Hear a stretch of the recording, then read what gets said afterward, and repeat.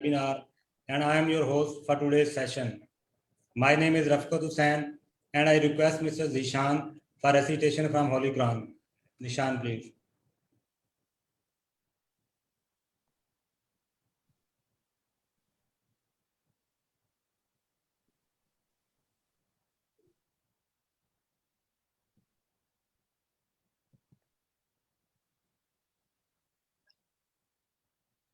Jazakallah.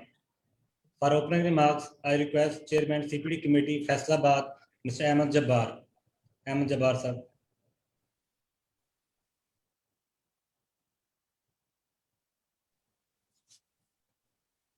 हम साहब आपको माइक म्यूट है.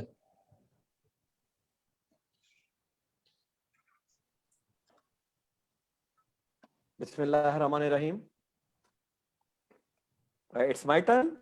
Yeah, it's your turn, sir. Well, thank you. Bismillahirrahmanirrahim. Thank you, Rafqat Saab, for a very important seminar to be arranged on the financial modeling and the corporate valuation. अगर मैं इस पे बात करना चाहूँ तो this is a real face of the currency. We are limited towards in the other words or for the many people we are just accountants, or might be we are limited towards the taxation or only to the audit fields. मैं आपको एक बड़ा छोटा सा एक बात share करूं. मैं चूंकि पढ़ाता भी हूं तो मैंने एक स्टूडेंट से अपने से पूछा, ही इज ऑलमोस्ट कैफ का उसका फाइनल लेवल, उसका 7 और 9 पेपर ऑटिंग वो पढ़ रहा था और FA2 वगैरह पढ़ रहा था. तो मैंने कहा यार आप चारों बन के क्या करोगे? कहता सर मैं किसी ऑर्गेनाइजेशन में जाके अकाउंटेंट बन जाऊंगा.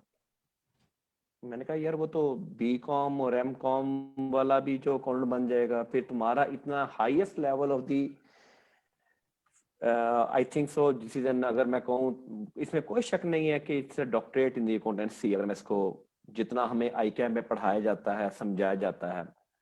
लेकिन शायद हम इस चीज को मार्केट नहीं कर सके कि the real face as an CFO of the chartered accountant is as a financial modelling and the corporate valuation. उसका काम बेसिकली ये है, उसका काम कोई अकाउंट्स नहीं है. उसका काम जो है वो लिमिटेड नहीं चाहिए, मैं समझता हूँ only to the taxation या only to the auditing financial statements के रेफरेंस से. वो भी डेफिनेटली सेपरेट फील्ड्स हैं, लेकिन ICAP को इसके ऊपर जो है वो बहुत काम करना चाहिए, जहाँ पे हम अपने चार्टर्ड अकाउंटेंट्स को पूरा ग्रूम करके हम उसको रियल फेस दे सकेंगे. This is our the final brand जो कि इस लेवल पे फाइनेंशियल मॉडलिंग पे या कॉर्पोरेट वैल्यूएशन पे बात करता है. हम पढ़ते जरूर हैं, हम कैपम भी पढ़ते हैं, हम वॉक भी पढ़ते हैं, हम डेट वैल्यूएशन भी वर्ड जरूर पढ़ते हैं.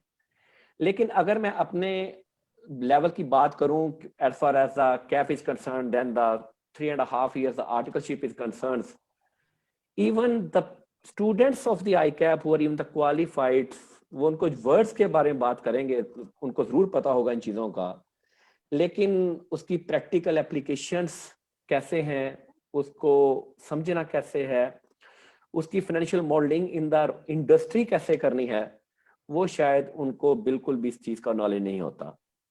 ये आगे जब वो कहते हैं ना, वो इस जस्ट की स्याही में जब वो अपना काम करता है तो फिर वो अपनी फाइनेंशियल मॉडलिंग अपनी वो इस एंगल पे जो है वो अपनी फेस करता है, और वहां पे शायद वो लर्न करके फिर वो डिफरेंट करता है, बात आगे चलता है. अगर मैं अपनी सिर्फ चूंकि मैं फैसलाबाद से बिलोंग करता हूँ, और कैन यू इमेजिन कि there is a very limited number of the CFOs here we're going to understand what is the corporate valuation and what is the financial modeling. Very limited number of the CFOs. वो अपने आप को बाद का कुछ students अपने आप को इवन अकाउंट्स हेड्स होते हैं तो वो अपने आप को CFO भी कहते हैं, लेकिन वो इस एंगल में जब उनको डेप्थ के साथ क्वेश्चन किया जाता है फॉर दी हायर पोस्ट, तो वो इस एंगल में शायद बाद का हम लैग कर जाते हैं. तो मैं समझता हूँ चूंकि यहाँ पे अली लतीफ साहब हमारे VP ICAP भी मौजूद हैं, और उनसे भी रिक्वेस्ट करूंगा, आगे इलेक्शन होने वाले हैं, नई टीम आने वाली है, मैं समझता हूं कि ICAP को इस चीज पे ब्रांडिंग जो है वो जरूर करनी चाहिए. We have a very learned speaker today, Afan Sajjad साहब from the Sydney, Australia. I hope so कि आज हम सब कुछ उनसे बहुत अच्छा सीखेंगे भी. और अफान से मैं एक ज़रूर रिक्वेस्ट करूंगा कि हमें ये भी हम उनसे गाइडेंस लेंगे, क्योंकि हम तो हर टाइम सीखते हैं, कि after the corona effects definitely जब कोई बंदा अपना किसी भी इंडस्ट्री के लिए, किसी भी पर्टिकुलर इंडस्ट्री के लिए कोई फाइनेंशियल मॉडलिंग पे जाता है, तो डेफिनेटली मेरा ख्याल है कि after the corona effects he have a two plans, plan A and the plan B. If anything happen, हर बंदा शेकी है कि जी after 1 month what is going to be happen. आज पूरा 1 साल हो गया. 1 साल के बाद तो हर बंदा ये समझता था, जब पिछले 22 मार्च को लॉकडाउन हुआ तो पाकिस्तानी तो मोस्टली 80-90% तो समझते थे ये है ही नहीं है. देन वो कहते ये प्रलोंग नहीं होगा, ये जस्ट 15 days बाद, वन मंथ बाद ये खत्म हो जाएगा. और हम भी सोच रहे थे कि अच्छा यार 1 महीने बाद कॉलेज खुल जाएंगे और हम भी फिजिकली पढ़ाना शुरू करेंगे, जैसे मैंने अभी बात की कि we love to meet with each other physically. तो अफान साहब से मैं ये रिक्वेस्ट करूंगा कि इन सर्कमस्टांसेस में, स्पेशली इन सर्कमस्टांसेस में after the corona effects, what we have the different scenarios and what we have the different strategies for the different industries. किसी भी एक इंडस्ट्री का अगर वो करके हमें समझा सकें या हम उनसे सीखेंगे कि जी व्हाट्स आफ्टर, कि जी आगे क्या होना है, नोबडी नोस. वरना तो बंदा अपना सोचता ना, अच्छा यार ये एक्सपोर्ट्स चल रही है, ये चीज़ चल रही है, दुनिया डाइवर्सिफ, हमें ये था कि क्या हमें अपना डाइवर्सिफिकेशन भी सोचनी चाहिए. Definitely I think so, yes. तो उसके बारे में इंशाल्लाह ताला आई होप सो कि with that our learner speakers here हम बहुत कुछ आज सीखेंगे. और इंशाल्लाह ताला I hope so. Thank you all of you. I have a blessed Friday from myself and the mic is again handed over to Rafaqat साहब. So nice. Thank you Ahmad Jabbar साहब. यू वेरी राइटली हाईलाइटेड कि जो हमारे members हैं वो भी accountant का role नहीं है, स्पेशली जब ऑटोमेशन हो चुकी है. और जो रिक्वायरमेंट्स हैं, जो बिजनेस ओनर्स हैं, उनकी एक्सपेक्टेशन जो है हमारे CFO से वो बहुत ज़्यादा है.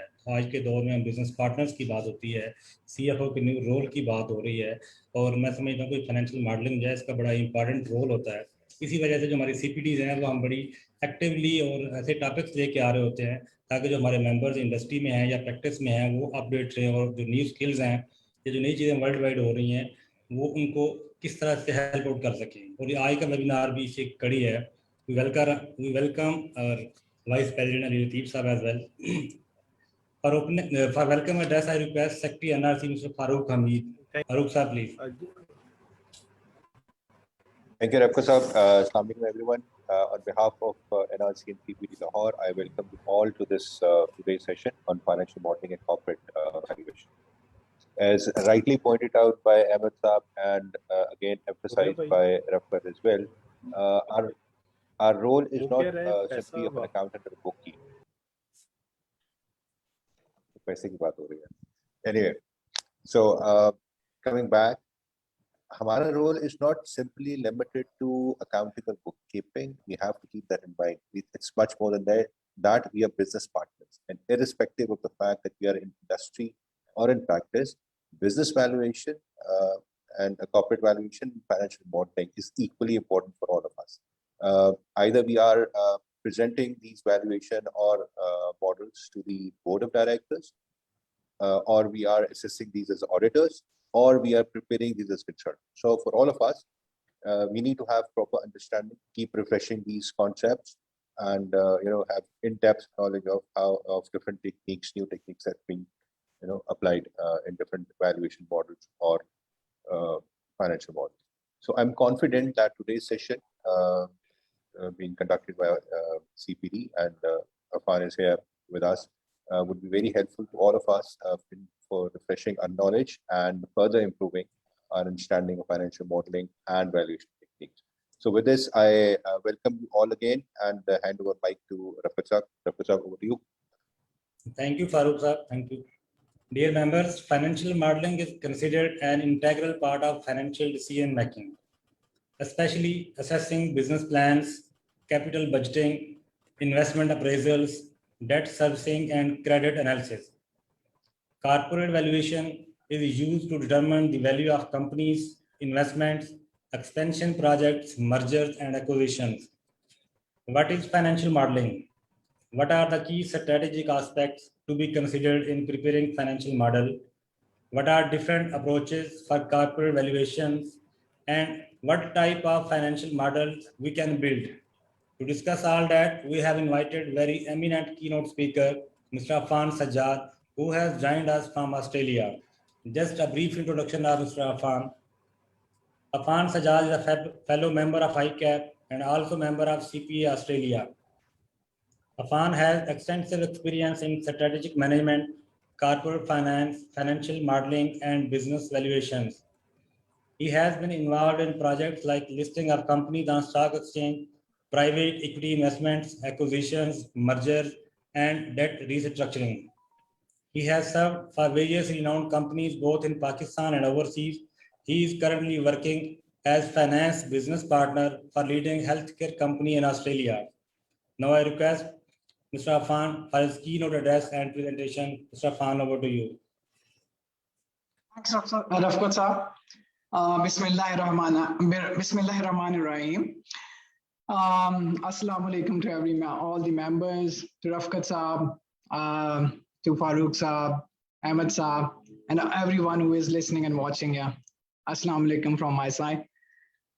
Today's topic is financial modeling and corporate valuation. So let me just share my screen with you guys.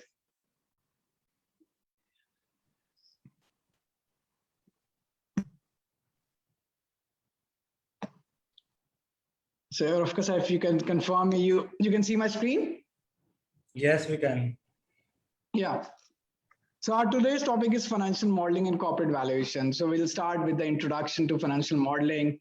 Then we'll discuss few of the strategic aspects in preparing financial modeling. Yeah, this part I have specifically highlighted here is that, I mean, as been said in the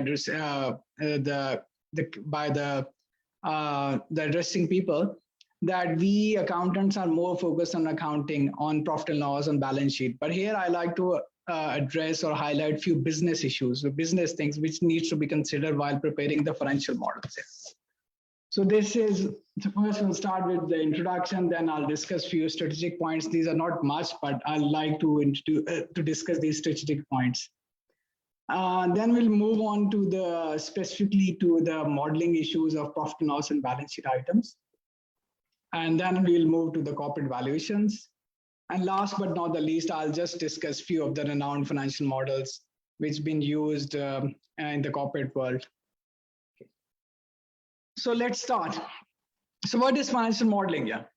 So financial modeling is just like a mathematical presentation of, let's say, you can say it company's performance.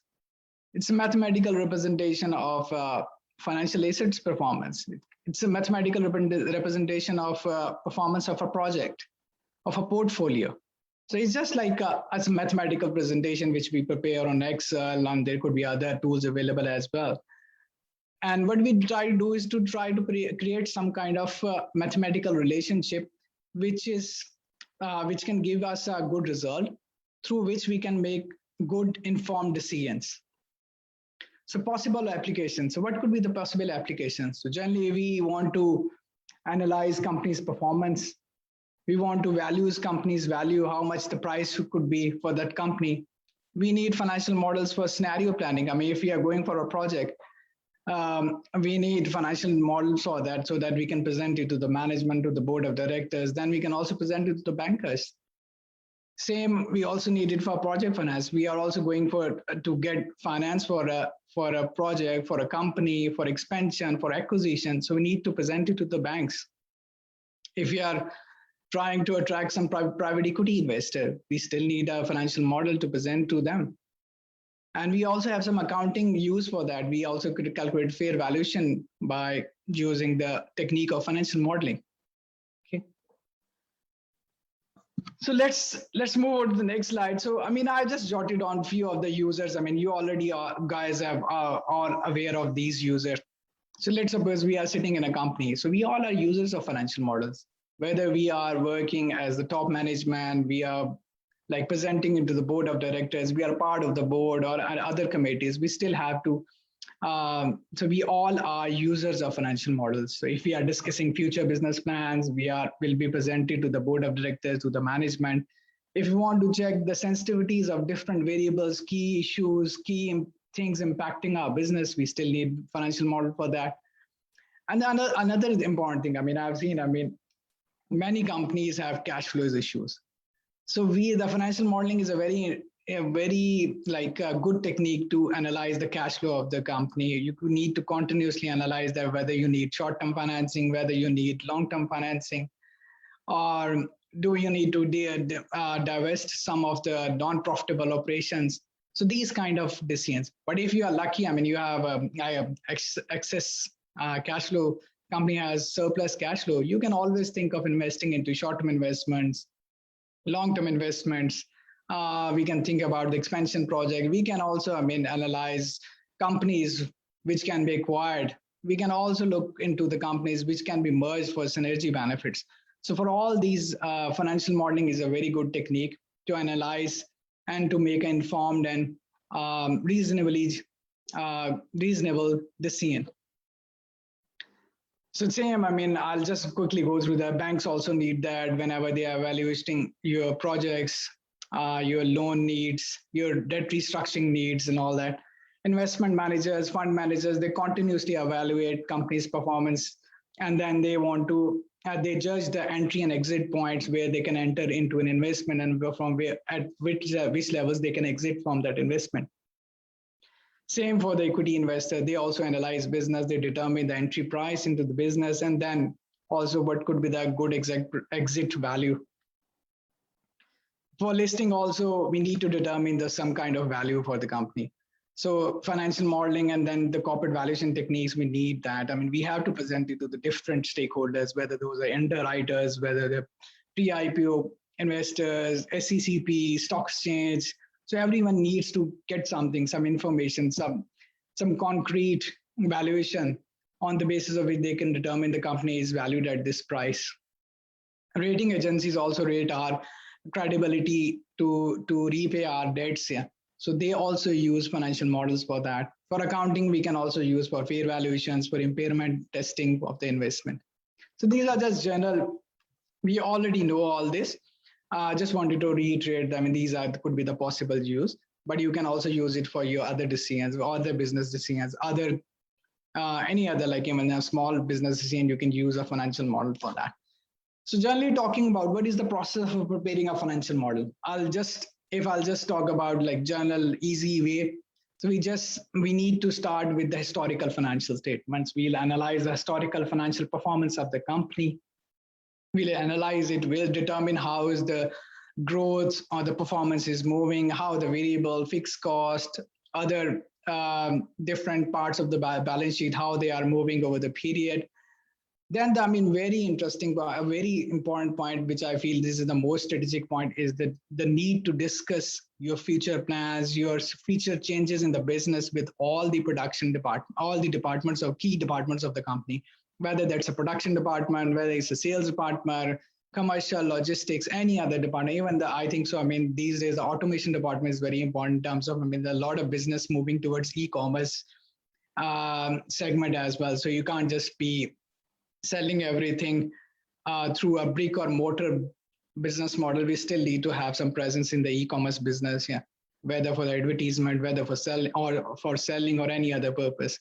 So the strategic point is that to discuss, not only prepare a financial model as a standalone person on an Excel, discuss those performances which you get from a financial model with your key departments.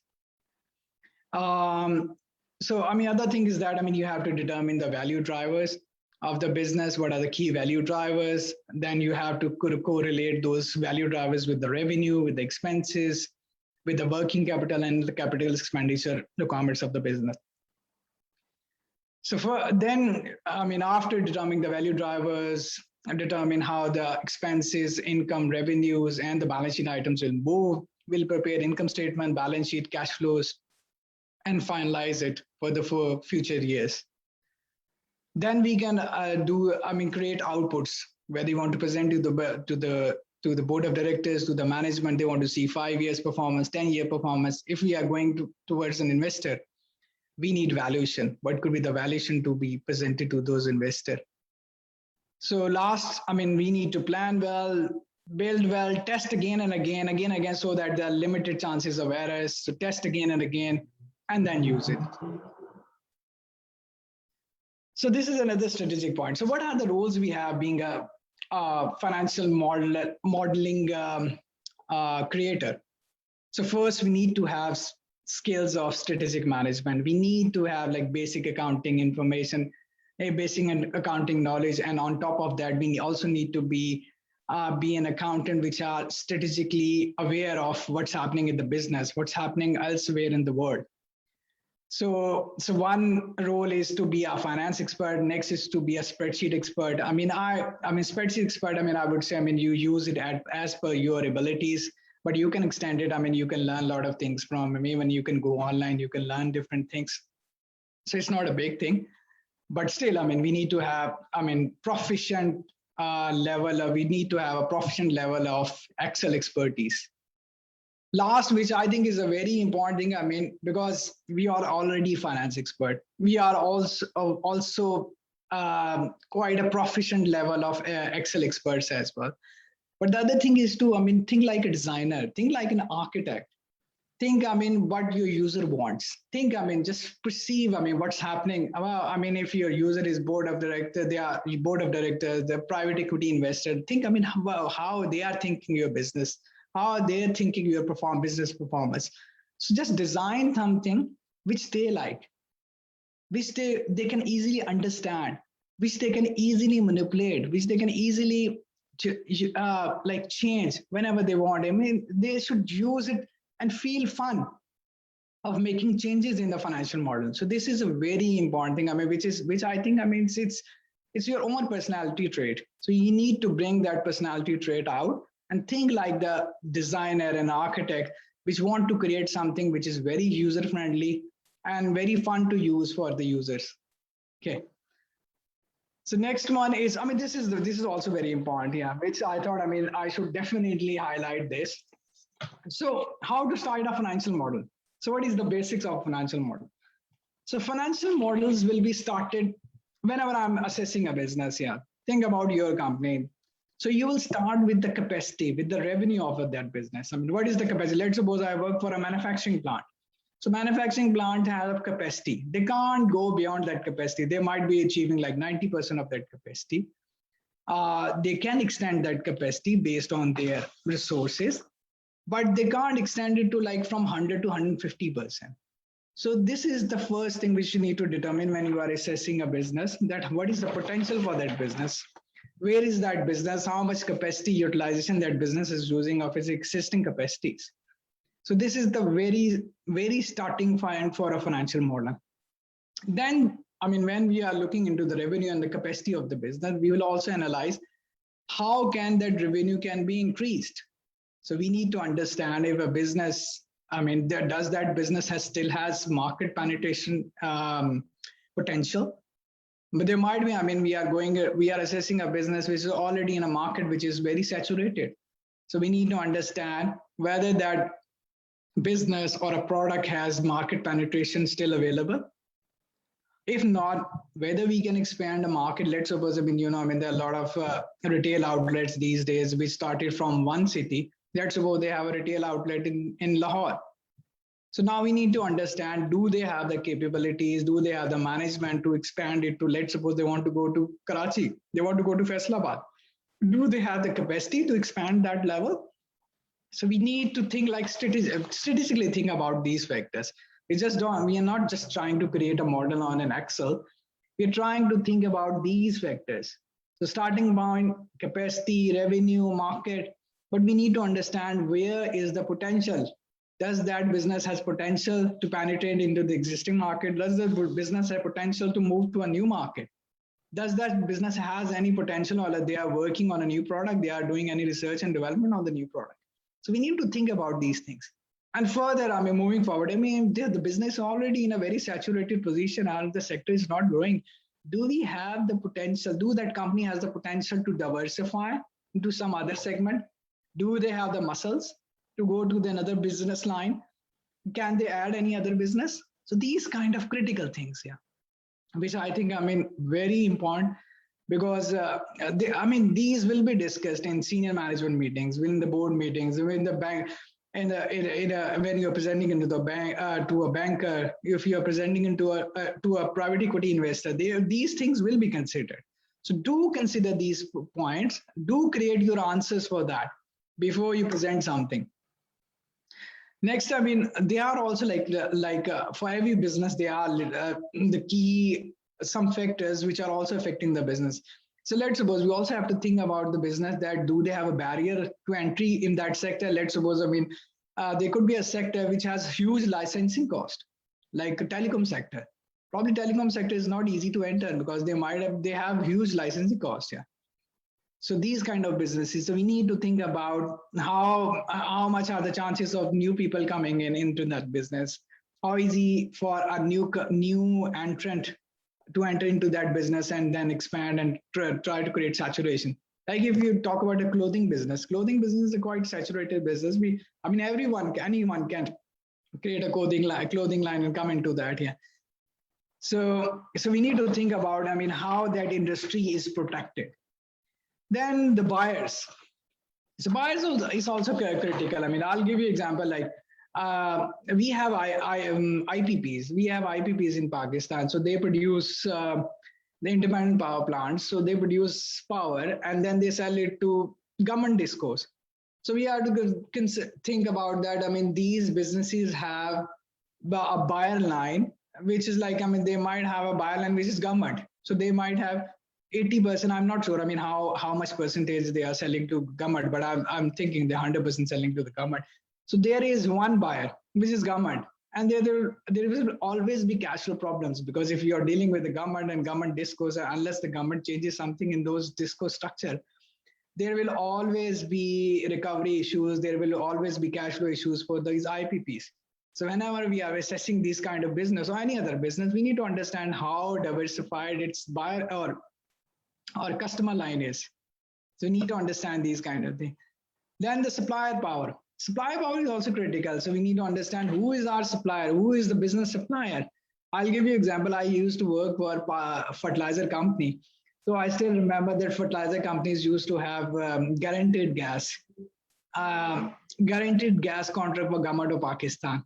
So I still remember we used to present the financial model that, there's no issue. We'll always get gas, and our performance will continuously with this, and we'll be generating profits, and we'll be giving dividends and all sort of these things. Yeah. And I still remember there was only one bank, which was a foreign bank. And one of the banker over there, who is my friend. So he asked me, I got a question. I have a question in my template that, what is the situation of your supply side? Do you have contracts which are fixed, or, do you have any alternate on all that? So I was thinking, wow, what kind of question is this? We already have a guaranteed gas contract. But honestly, that happened. So after 2010, it was 2010 or 2011, we had that guaranteed gas contract, but gas was interrupted because there were all other users as well. There were CNG stations who were using gas. So, it was and there was limited gas available to the SOE Northern or SOE Southern. So they were not able to fulfill or meet their commitments toward the guaranteed gas. So that has happened. So, my point is that, so do consider the supply side as that, also that how dependent your business is on one supplier or like 2-3 suppliers, and what can happen to that supplier. Same for the substitutes. I'll give you another example for substitutes as well. Think about we used to go to the e-commerce business. We used to go to shops. We used to buy things. Now, there is a substitute also available. The product is still the same, but the mode has changed. Yeah. There could be people who don't want to go to shop. Yeah. So there's always a substitute business model thread. So we need to identify these kind of things so that, we can assess our sensitivities to different factors. And last, also like industry rivalry, you need to think, how the tough competition is in the market. I'll give you the telecom example. So telecom market is, I mean, it's also like very fierce competition in that market. So everyone is trying to grab other telecom provider, other telecom service providers share. So it's also a very industry where there's intense rivalry. So we also need to understand that in our industry area, how tough is the rivalry, or it's easier to, I mean, operate in that business. Okay. The next point is investment required for the growth. I mean, this is also very critical. So I gave you an example that, I mean, if you work for a manufacturing company, they have a capacity base. I mean, I'm trying to expand that capacity. So you need to understand that no growth, I mean, a significant growth comes without investment. Let's suppose, I mean, I told you that if a manufacturing plant is operating at 90%, we can extend it to probably 100%, 100, 2, 3, 4, 5%. We can't extend it to 150%. So we always need to remember, if someone is giving you these kind of assumptions, even the production department, they can extend it to like from 100 to just will go into like 20 or 25%. This is not possible. So we need to identify the normal growth potential of a business, which can be just achieved through just like achieving more efficiencies. But there is another growth potential which can't be achieved without investment. So let's suppose you are working for a manufacturing company. You can't, like, unless you do a like significant capex, you invest in that capex, you bring new machinery, you bring new equipment, you can't extend it to certain percentage. So for that, you need investment. Another example could be the banks.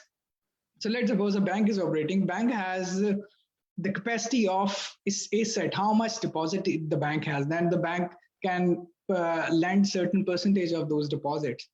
So unless the bank can increase those deposits, they can't like increase their capacity of earning. So for that, they might need to do more advertisement. They probably have to take out try to get the share of the other banks. Or they might be like, they have to come with a new business model, like the Islamic banking. So there is a conservative, our normal commercial banking. And then there's Islamic banking as well. So Islamic banking has another potential. So that's another niche market, yeah, but it's becoming bigger and bigger. So we need to understand, slice and dice the business, that what potential that business has, what potential can be achieved just with like increasing the efficiencies of the business, and what potential can be increased by investments, and what level of investments. Okay. I'll give you another example. So I was just checking the power generation numbers. So in 1940s, so UK had about like 90% of the power generation from coal.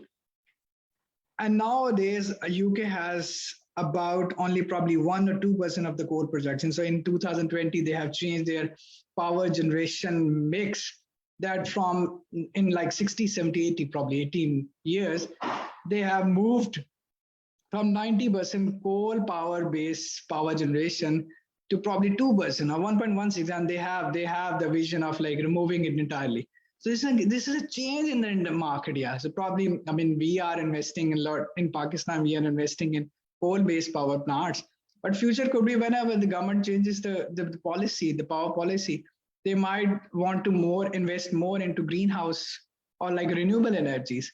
So these kind of changes we need to understand. I mean, so if I'm working in a power generation sector, I need to understand what kind of changes globally happening. People are moving to renewable energies. People are moving to greenhouse power generation sources. So it will happen sometime in our country as well. So we are like 10, 20 years back, but it will definitely happen in our country as well in future. And same goes for the oil using, I mean, the oil potential is also reducing as people are moving to the solar energy, people are moving to wind energy. So there will always be a reduction in the oil-based powers.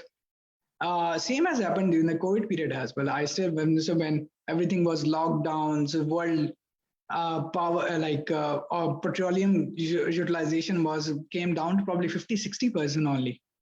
So these kind of changes. Last, I have now the new disruptive models. Yeah. So new disruptive models also have like big impact on the businesses. I'll give you an example. Like in Australia, Amazon started its operation in 2017, yeah, 3 years back. So I still remember I was meeting with my friends, and they were very excited. I mean, Amazon is coming, Amazon is coming. But I mean, if Amazon is coming, I mean, Amazon is growing their business here, then there'll be another negative effect on the other businesses as well. And that has happened. So in the 2-3 years, many of the brick and mortar businesses, like who have physical shops, yeah, they have closed down because they can't survive. There's such a increase in e-commerce business, and also I mean giving further increase to the e-commerce business in this COVID time frame. So people have moved to the online business, online buying. So there's like 15-20% increase the last year in the e-commerce business. So what I'm trying to say is that if a business increasing, it might have another impact on the other businesses, which might be going down. Like, I mean, I'll talk about the COVID, in this COVID time frame. What has happened, I mean, there are entertainment businesses which have seriously gone down. So they can't even operate here. They have gone down to that level. We have an airline industry, aviation. I mean, they have been hit badly. But there is another industry as well, which is like medical care, medical health care. They've been booming in this time because, I mean, they are the very important people right now. I mean, everyone is trying to stock up there, whatever. I mean, whether it's a hospital supply, whether it's medicine, everything, everyone was trying to stock up there. Online business, like, I mean, in Pakistan, our IT sector has grown a lot in this period. So there's like some positive benefits, some negative benefits. So we need to understand that it can't be like everyone is going up and up and up, like in the stock market. So we need to have a portfolio where some companies are going up, some companies are going down. So need to understand these kind of things which can be impacting our business, whether it's new disruptive models, whether the international market impacts, whether other businesses impact. So we need to think about these strategic points. So I thought, I mean, I should discuss these points specifically before going into the details of financial models. So this were all my 2 cents, which why I wanted to add specifically for this presentation. So next, so what I'm trying to say in presentation is that, I mean, cash flow is a reality. So whenever we prepare a financial model, we need to assess that how much that cash flow looks real. We need to understand the reality of that cash flow. So we can't be just like, I mean, go like too crazy about the financial model that, I mean, our performance is looking too good and we'll grow at this level, we'll grow at this percentage. We need to understand that cash flow or that performance need to look realistic. It has to be realistic. So because at the end, our decisions are based on that. You can't just be, I mean, too overly overwhelmed with the financial model, Excel financial models performance. We need to analyze it. We need to test it on the sensitivities. And we should feel that, I mean, whatever the performance or the cash flow been coming out from the financial model, it looks reality. Okay. So moving on to the next, So I'll just discuss some key points regarding the preparation of profit and loss and balance sheet items in a financial model. So these are the profit and loss item, like revenue, cost of sales, other expenses, balance sheet, working capital, fixed asset, debt, cash, and other balances, historical. So I'll discuss that what are the key points in preparing these profit and loss and balance sheet item while preparing financial models. Okay. So first, I probably have already explained if we'll start with the revenue and the capacity of the business when we are preparing financial model. So first example is for a manufacturing company. So manufacturing company begin with the capacity. So you need to identify what is the capacity of the business. Then we have to correlate that capacity with the revenue. So these are the 2-3 factors when we are trying to determine or calculate the revenue of a manufacturing company. And we can also discuss our capacity, like corporate strategy, how we want to grow our production, our capacities. So we can also discuss that with the key stakeholders involved in the business. again, for the banks and investment companies, these are just an idea. You might be working for these companies and you might have a different idea of analyzing or like trying to calculate the revenue and the capacity of the business. It's just that these are just ideas. So for banks or investment companies, we can start with assets and liabilities. We need to determine the growths in the deposits. And on the basis of that, how the revenue, how the profitability of that investment company or the bank will move. And then further, if you want to increase those deposits, those investment, you still have to invest. You can't just increase a deposit or like capacity base without investing anything. Then there is another thing as well. You can also be thinking, there could be businesses which are based on the overall market. So you determine like over market is a potential of, let's suppose, let's suppose I'll talk about 1 billion user. So market has a potential of how many users I can attract, how much share I can get from those users. Similar to the, like, let's suppose Amazon business. So Amazon is like right now boundaryless. So Amazon is operating, let's suppose we'll say operating all over the world. So their potential is the all population of this world, let's suppose 6 billion, 7 billion, their potential or their target would be to reach to the whole population of this world. Right now, probably they have access to about, let's suppose 2 billion population. They might have they won't have the vision. They definitely will have a vision of like reaching every human being on this planet. So these kind of things. And then they will try to look into that how much percentage we can target. That let's suppose out of 7 billion people, let's suppose 70% should buy things from Amazon. These kind of things. So there could be businesses where market share or like a considering of that market is very important. So right now, whenever we work in many companies, they are limited in terms of going beyond boundaries. But now there are a lot of disruptive models where they think of going beyond boundaries. They can expand that through these strategies. They can't just stay in one market and they can be profitable. That's not happening. It's the same with the Uber as well. Uber is not a profitable business, but if their strategy is to reach to every part of the world, then they will be profitable. And further to that, you need to always have a clear backup of how your historical financial statements are performing, how your historical performance been of that business, how your sales has performed in the last 10 years, 5 years, prices, how the prices have moved, how the prices have grown in the last 5-10 years. So whatever you want to justify your decision, you need to have those backups from historical data. Then definitely discuss all those things with the production team, sales team, any other critical stakeholder, and then create sensitivities on the value drivers. That's very critical because we'll assess that. Let's suppose we're expecting for 10% increase in the prices, but probably that will not happen. There might become more competition in the business after like 2 years, 3 years. So our price growth might be 3%. So we need to understand how much that sensitivity can affect our business. So moving on, so you can always think about wherever you're working, the textile business, how you can determine the capacity and the revenue of that business. Logistics business, I still remember I've worked for a logistics business for a short time. So they used to say that, our success is that, if our trucks are moving 24/7 on the roads, so their all success or their performance is based on that. They have fleet, they want to move it. They want it up and running every time. So they want it up and running 24/7. Then they think, they are profitable. They are making maximum use of those resources. And then the disruptive models. I just wanted to put that as an idea that, there are a lot of businesses which are coming, which will impact definitely right now, also impacting and will impact our country as well in the future. So it's not going to, we are not living in an isolated place. We all also part of the world and we will be impacted.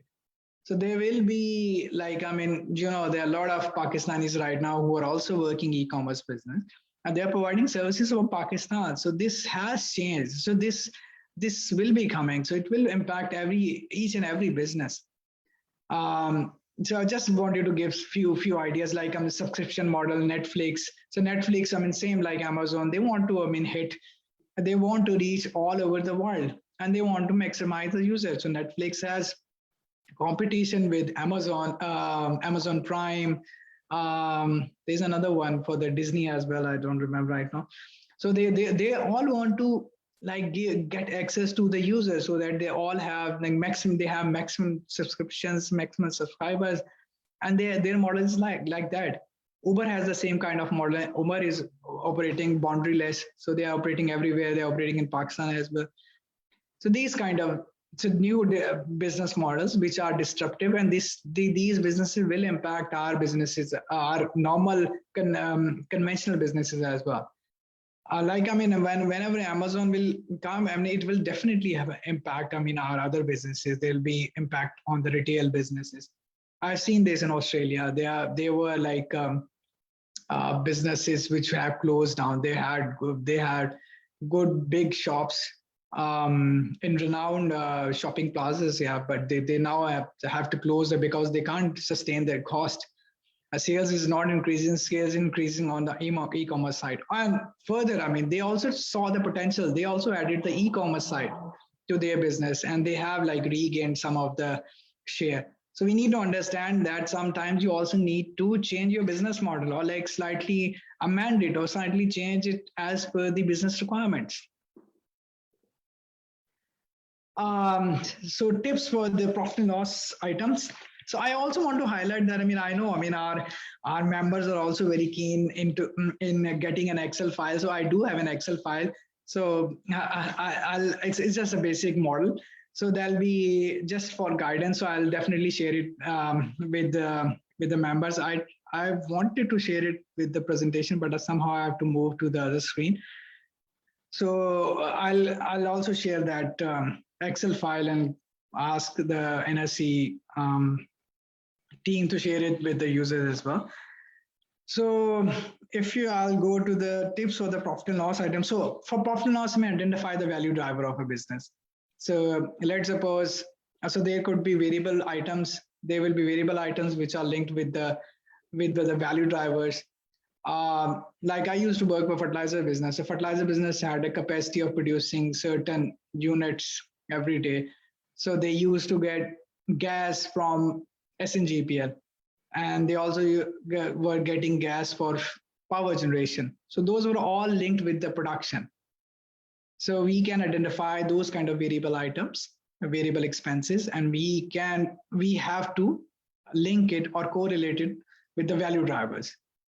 And then the fixed cost. Fixed cost can be projected on the basis of, you can say, let's suppose inflationary rates, cost, how the cost, like overall cost in the country is moving. So we can, correlate the fixed cost with the inflationary factor. Then there's few of the expenses which are also related, which are specifically related to the balance sheet item. Let's suppose you have extra cash in the balance sheet. So that cash you will put into some bank, so you'll get interest on that. Or probably you have debt, you have loan, so on loan you will be paying interest. So you can correlate that profit and loss item with the balance sheet item, but ideally actually they should be correlated. Okay. And then the impact of the capacity expansion on the variable and fixed cost. So this, and again, same factor. So on a existing capacity level, our variable and fixed cost will remain the same.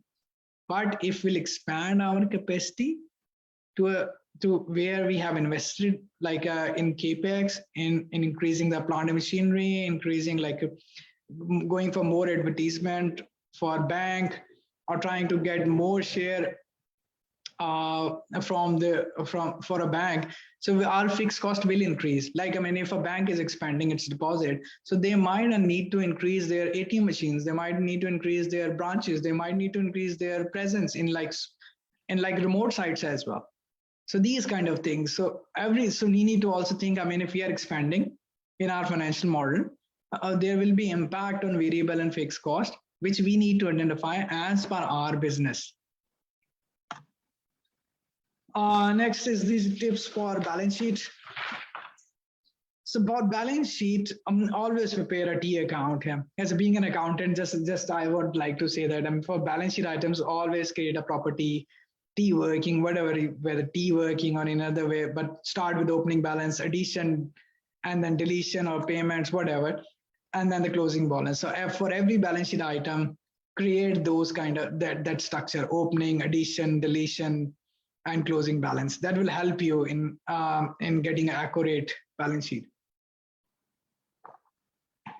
And then same, I mean, as I told you in profit and loss slide, that if there are items, balance sheet items, which can be linked with the profit and loss items, we should link those. The other thing is that always calculate the cash flow impact of each and every balance sheet item. So that's also important. That will help you to prepare the cash flow. So whenever, if you are preparing a fixed asset schedule, so do prepare cash flow impact in that sheet. If you are preparing a debt schedule, do prepare a cash flow impact for that item. That will help you to prepare cash flow work. And then the balance sheet, use balance sheet as an auditing tool. This is starting point, it's a closing point. So if you get cash flow impact from all the balance sheet items, profit and loss item, then you should be able to create a balance sheet which is balanced. So use balance sheet as a starting and closing point. Use it as an auditing tool. Okay. This one was also important, so I thought, I should put a separate slide. So working capital. So working capital is slightly different from the other balance sheet items. So working capital is more linked with the days. So let's suppose for debtors, we need like debtors days, stock turnover days, and the creditor payable days. Okay. So they should be created with these ratios. So best thing is to analyze the historical financials, how our turnover ratios are, how consistent they are, and use them to create working capital. And same, do create cash flow impact of the working capital, because every year as the revenue is growing, your working capital will also grow. We need more working capital. So if we have like 5-6% growth in revenue, so working capital requirement will also increase. And then if you are also considering the expansion or capacity expansion, so that will also have an impact on working capital. Let's suppose you are expanding your business by 50%. So there will be 50%, let's say, I'm not sure 50%, let's 30-40%, there will be change in working capital. So we need to understand those, that for normal business, you can use historical turnover ratios, but if you're expanding your business, there will be changes in working capital and you need to consider those. Okay. And in case of any new project, so you also need to identify the working capital requirements of those new projects, and that will also impact the IRR or NPV of the new project. Okay.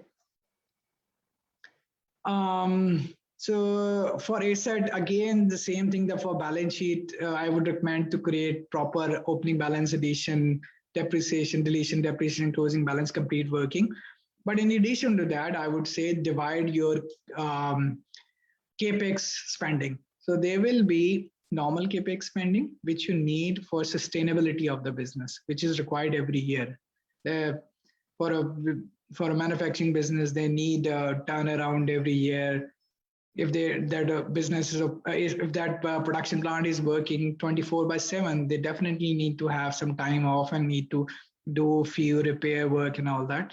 So there will be some sustainability CAPEX required for this business. So just separate the sustainability CAPEX with your projects. If you are doing some project for that business, just separate it. And there will be some interest on it. If you are financing your project through loan, so there will be interest to be capitalized on that project. So also consider that factor. And other thing is that, to create is just a presentation gimmick that if you want to add, there is a business model. We are just, your business is operating at a normal level and it's growing at a normal level. Let's suppose 5%, 7-8%, which you expect it will grow every year, and mostly because of the prices. But if you want to create a sensitivity that if the company invest in a project, so you want to view that sensitivity. So I would suggest to create some kind of a user-friendly manner, add that project in the financial model that you can easily just take it off from the financial model, or you can bring it on in the financial model. So just create a separate sheet so that you can easily take it out from the financial model, or you can also bring it back in the financial model. So it's just like think like architect that you're presenting into the management. The management want to see what is the performance of the existing business. You will just stick with the business, will not invest anything in expansion. And yes, if you want to, we also want to see how the business will change. How much extra revenue or how much benefit we'll get. If we'll add a project or we expand our business. So these kind of things. So it's to make some kind of presentation where it's easier to take out the business, take out the expansion, or bring in the expansion. And then for the debts as well, make summaries. Important thing is that for debt, that we need to identify that do we have additional debt requirements. So we need to check the cash flow while we are preparing financial model. So we need to assess the cash flow of the business. Do we need further short-term financing? Do we need long-term financing? Long-term financing will be for the project. So initially for the short-term financing, that whether we need funds for our operations. So these kind of requirements. And if you have loans, definitely create sensitivity with the interest rate. And always remember, for the balance sheet items, do calculate cash flow impact with that. This is the same thing which I said. So analyze your short-term debt requirement with reference to the working capital, possibility of long-term requirement. If you're going for expansion, how you will fund it, whether through equity or a loan. So do creating options for different debt structures for expansion. So the creating option means like how much equity percentage, how much the debt percentage, and very important, to analyze the impact of new loan and debt ratio. So we might have loans, existing loans, and we have covenants. So we need to meet certain debt coverage ratios and other ratios. So we need to analyze that. If we go for new loans, what will be the impact on our existing debt coverage ratios, and whether we can meet our covenants, which already been put into place in our existing debt agreements by the banks or other lenders. So this slide, these points are very critical for debt, to assessing the cash flow requirement of the business, short-term requirements of the business, long-term requirement. If we are going for projects expansion, how we will fund those projects, and if we have loans, what will be the impact on the existing covenants which we are already in place in our debt agreements. Moving forward, so again, same thing. So do just use balance sheet as an auditing tool. So after adding cash in bank balances, our cash flow, if the balance sheet is tied up, so everything is working. So it's just for an accountant. It's not like, I'm saying the financial model will be accurate, or, it's giving us a good direction of the business. It's just that, it means if the balance sheet is working after the cash flow is flown into it, so it means at least our model is operating. We can still maneuver with the variables, with the key variables, so we can change those. And this is very important. So always prepare a complete historical radar for the key variables of the business. For internal, we can go for production, the capacities, sales, selling price, key variable cost, fixed cost or inflationary rate increase, sustainability, capex, turnover ratios of debtors, creditors, stocks. So just create a summary of these that will be helpful for you. And also a summary of the trend for external variables, because that will also impact our business. In our country, we have seen like CIBOR moving from like 15 moving to 15%, or going back to 6, 7, or 5%. So there's a lot of movement in our country, as it's not a very sustainable policy in terms of lending rates. So we need to have complete trends. And same goes for the foreign currency parity. So look what has happened. previously there was no currency devaluation and suddenly there was a massive currency devaluation. Definitely it has given big benefit to the export businesses and in the current area, especially for the IT service providers. But we need to have a historical like 10-year data just for our analysis. And the taxation or rates as well, if they are changing. So any other external variable which is critical to your business, please do try to have a historical presentation of that, historical analysis, or even the chart for that. So important point is to have company's history or important assumptions. Company assumptions should be consistent with the industry and overall economy. A set of sensitivity on important assumptions. So overall economy, so that I just wanted to add further on that overall economy, that let's suppose, Pakistan overall GDP growth is expected to forecasted growth is about, let's suppose, 3%. So we need to understand there will be few sectors which are performing above that, but there will be few sectors which are performing below that. So we need to understand that we need to make our growth consistent with that. We can't be going like beyond too much from our overall GDP ratio, GDP growth, but we can't also be like, so we need to be consistent about what's happening in our country, because overall country's economy or different indicators do have impact on every business. Like in an IT industry has achieved tremendous growth because of the currency devaluation. But we also need to understand when currency is devaluing, the other cost of imports will be higher. So they also need to pay a lot of, their cost will also be increased. Their staff benefit needs to be increased as well. There will be other costs as well, like in terms of infrastructure, in terms of IT equipment, which they might be importing. So there will be other vice versa impact as well.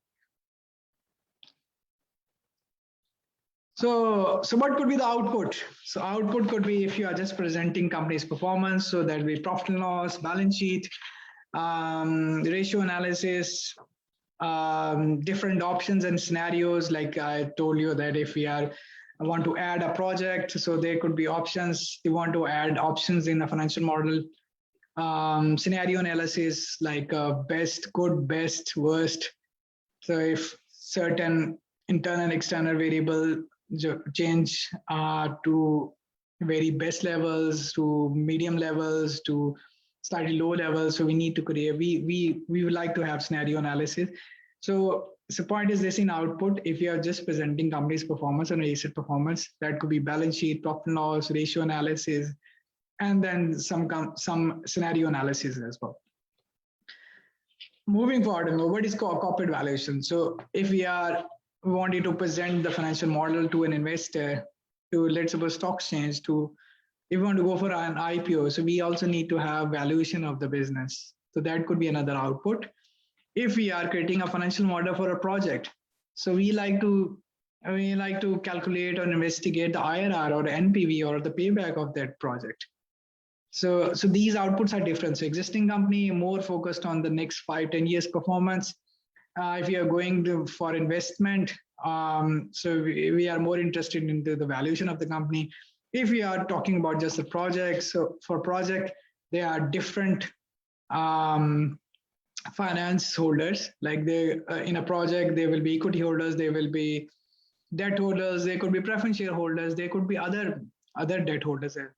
So the overall how much return that project will generate to pay back or like pay their returns.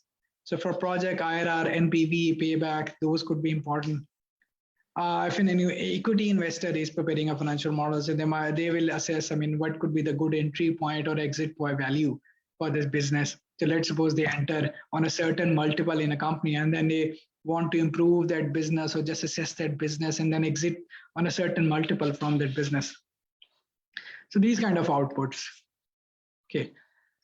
So these were like few tips. I will share that Excel file as well. So there are some basic workings available. Just hold on. I would like to share it right now so that people get an idea as well, and they are more feel more at home. So this is an Excel file. This is just a basic model. So don't, so this is an output sheet. So output sheet, I can see I have a dashboard over here. I have few variables also marked here. So, and these are the key numbers on a dashboard. So revenue will be growing so revenue, I mean, how the revenue is growing every year, gross profit, other EBITDA, net profit and all that. So I have created a small sensitivity here that the price increases, let's put 5%. So I want to change it, let's suppose 2%. So so entire model has changed here. So these kind of sensitive when I'm presenting in the management, so they just want to make changes here. And they want to see, how the things are moving. I also have created a sensitivity for a project. So I'll just put yes here. So the project numbers will kick in. So I just put no as a project numbers will go out from the financial model. So these kind of things which I want, so this is the output sheet for a financial model. For revenue, as I told you, so this is for a manufacturing company. So this is installed capacity. I put in like working days, capacity utilization, and then the price increase. It's calculated on the basis of that. And then the cost, so variable cost is all linked with the production levels. Fixed cost is more driven with the inflationary factors. So it's just a presentation. It's not like it's like a basic model available which you can use for your workings. How can you? How you can schedule or design your sheets. So there's another sheet for fixed asset. This is opening, addition, deletion, depreciation, and then I have also separated the addition, which are like sustainability capex, and if it's coming from a project. So these kind of things. And then also, for every fixed asset item, I have a separate working. So these sheets will just give you a basic idea how you can plan your financial model, how you can design your presentation. Okay, this is working capital. So for these items, for every balance sheet item, I have a cash flow impact as well under there. These things, then debt is also like you have to create summary for every debt, and not only the debt, the current maturities, the interest, everything is calculated here. So then single loan wise summaries are also there. So this will also be helpful just for the debt, just an idea for if you want to create a financial model for the debt structure. And this project as well. So if you, as I told you, I just put in no, I'll just put here yes. You will see, the project numbers will kick in there. So I'll just take yes. And so these numbers will kind of kick in. So the project, always remember that we need to identify the capacity, what we will achieve through this project, revenue, impact on variable and fixed asset, fixed cost, impact on the fixed assets, impact on debt, impact on interest, impact on tax calculation, because we'll be, when some companies invest in capacity building, so they get like 50%. I'm not sure, what is the current rate, but they do get benefit, initial depreciation benefit, and then the cash flow impact as well. So these kind of things. So just wanted to share that an Excel file, that it's a basic financial model which you can use, which has some workings for the key balance sheet and profit and loss items, and also have a dashboard which can be used as a basic benchmark. Okay. So let's go back to the presentation. So let me just share that. So I'll just put it in a presentation mode. So now moving on to the next part, this is the corporate valuation. So what is corporate valuation? So corporate valuation is like trying to calculate or generate a value for the company. So first part is to prepare the performance of a business, create a performance of an asset, of a portfolio. Then you want to create or determine the value of that performance. So here the corporate valuation kicks in. Because it's not, I mean, internally we just want to see the performance of the business, but externally people want to value that business. I mean, what do they think? I mean, how much value that business had? Like, I mean, in a stock market, they used to call market capitalization. So what is market capitalization? The value of the company in the stock market, the share price of the company, and the outstanding shares. So these kind of things, people want to determine how big is that value, how big is that company. So that is determined through the stock market prices. That could be determined through the multiples, different multiples, sales multiple, EBITDA multiples. And then that could also be calculated on the basis of discounted cash flows. So they're like different things. You can do the corporate valuation as per your own business requirements. But people do want to value a business. You know, people talk about like richest people of the world. So how they value their businesses. So I mean, let's suppose a founder of Amazon, a founder of Apple. So they determine how much shares they have, how much is the value of the share. So multiply with that, and oh my God, I mean, this guy is worth this here. So they're just trying to understand. So just trying to value a business, an asset, a company. So this is so corporate valuation is all about this. So what are the methods? So I mean, theoretically speaking, there is one discounted cash flow method, then market-based. You can identify market-based valuations as per your own business type. So two kind of cash flows, discounted cash flows. One is free cash flow to firm, and the other is free cash flow to equity. So what is, first we'll try to calculate the free cash flow. What is free cash flow? So free cash flow is the cash flow which is available for distribution among all the stakeholders. So who are the stakeholders? So stakeholders are one who have invested the money in the business. So those stakeholders are equity holders, debt holders, preference shareholders, any other loan provider. So all these are stakeholders. So which cash flow they have? I mean, if they want to get return from the business, so which cash flow they have? So we have formulas. So we can determine earning before interest and taxes. Then we can add back the non-cash items. And then we can take changes in working capital, what additional working capital company need. And we can also deduct the capital expenditure. So then we will get the free cash flow. So this is the cash flow, which is after giving money to the working capital, additional working capital requirements of the business, sustainability capex of the business. We are left with for all the finances of the business. Definitely free cash flow is also impacted if we are like investing in a project. So our capital expenditure will also impact our free cash flow. So free cash flow could be bumpy if we are analyzing free cash flow of a project. And over the year when we are investing in those plant and machinery or capex. But the real thing, I mean, I'll not talk about any project expansion added to the financial model.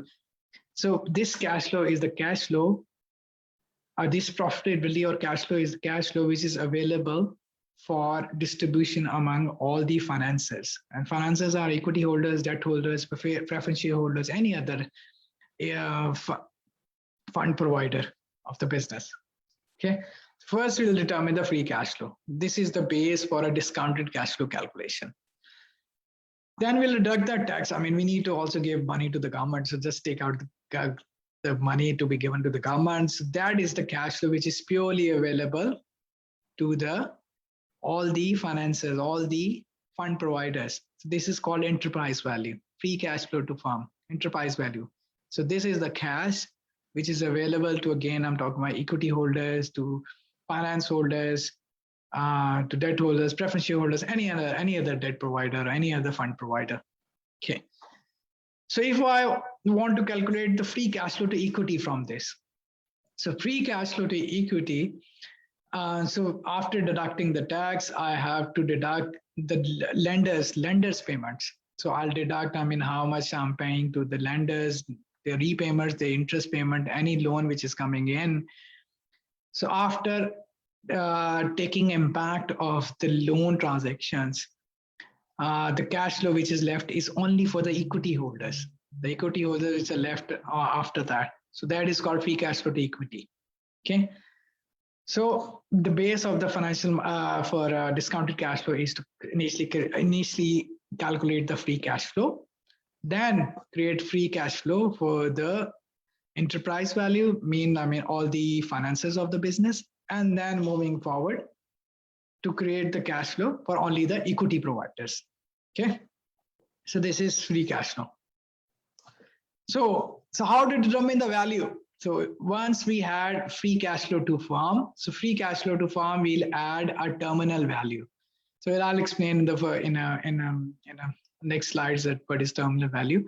And this free cash flow is discounted on WACC. If we are working on free cash flow to firm, that will be discounted by WACC. And the same goes for terminal value. So terminal value will also be discounted by WACC. So after discounting, we'll add those and it will give us enterprise value. And if you want to determine the equity value from this, we just need to deduct the current debt from this. Okay. So free cash flow to firm is discounted. The key point is free cash flow to firm is discounted by WACC. Okay. So next is free cash flow to equity. So if free cash flow to equity is discounted by the equity discount factor.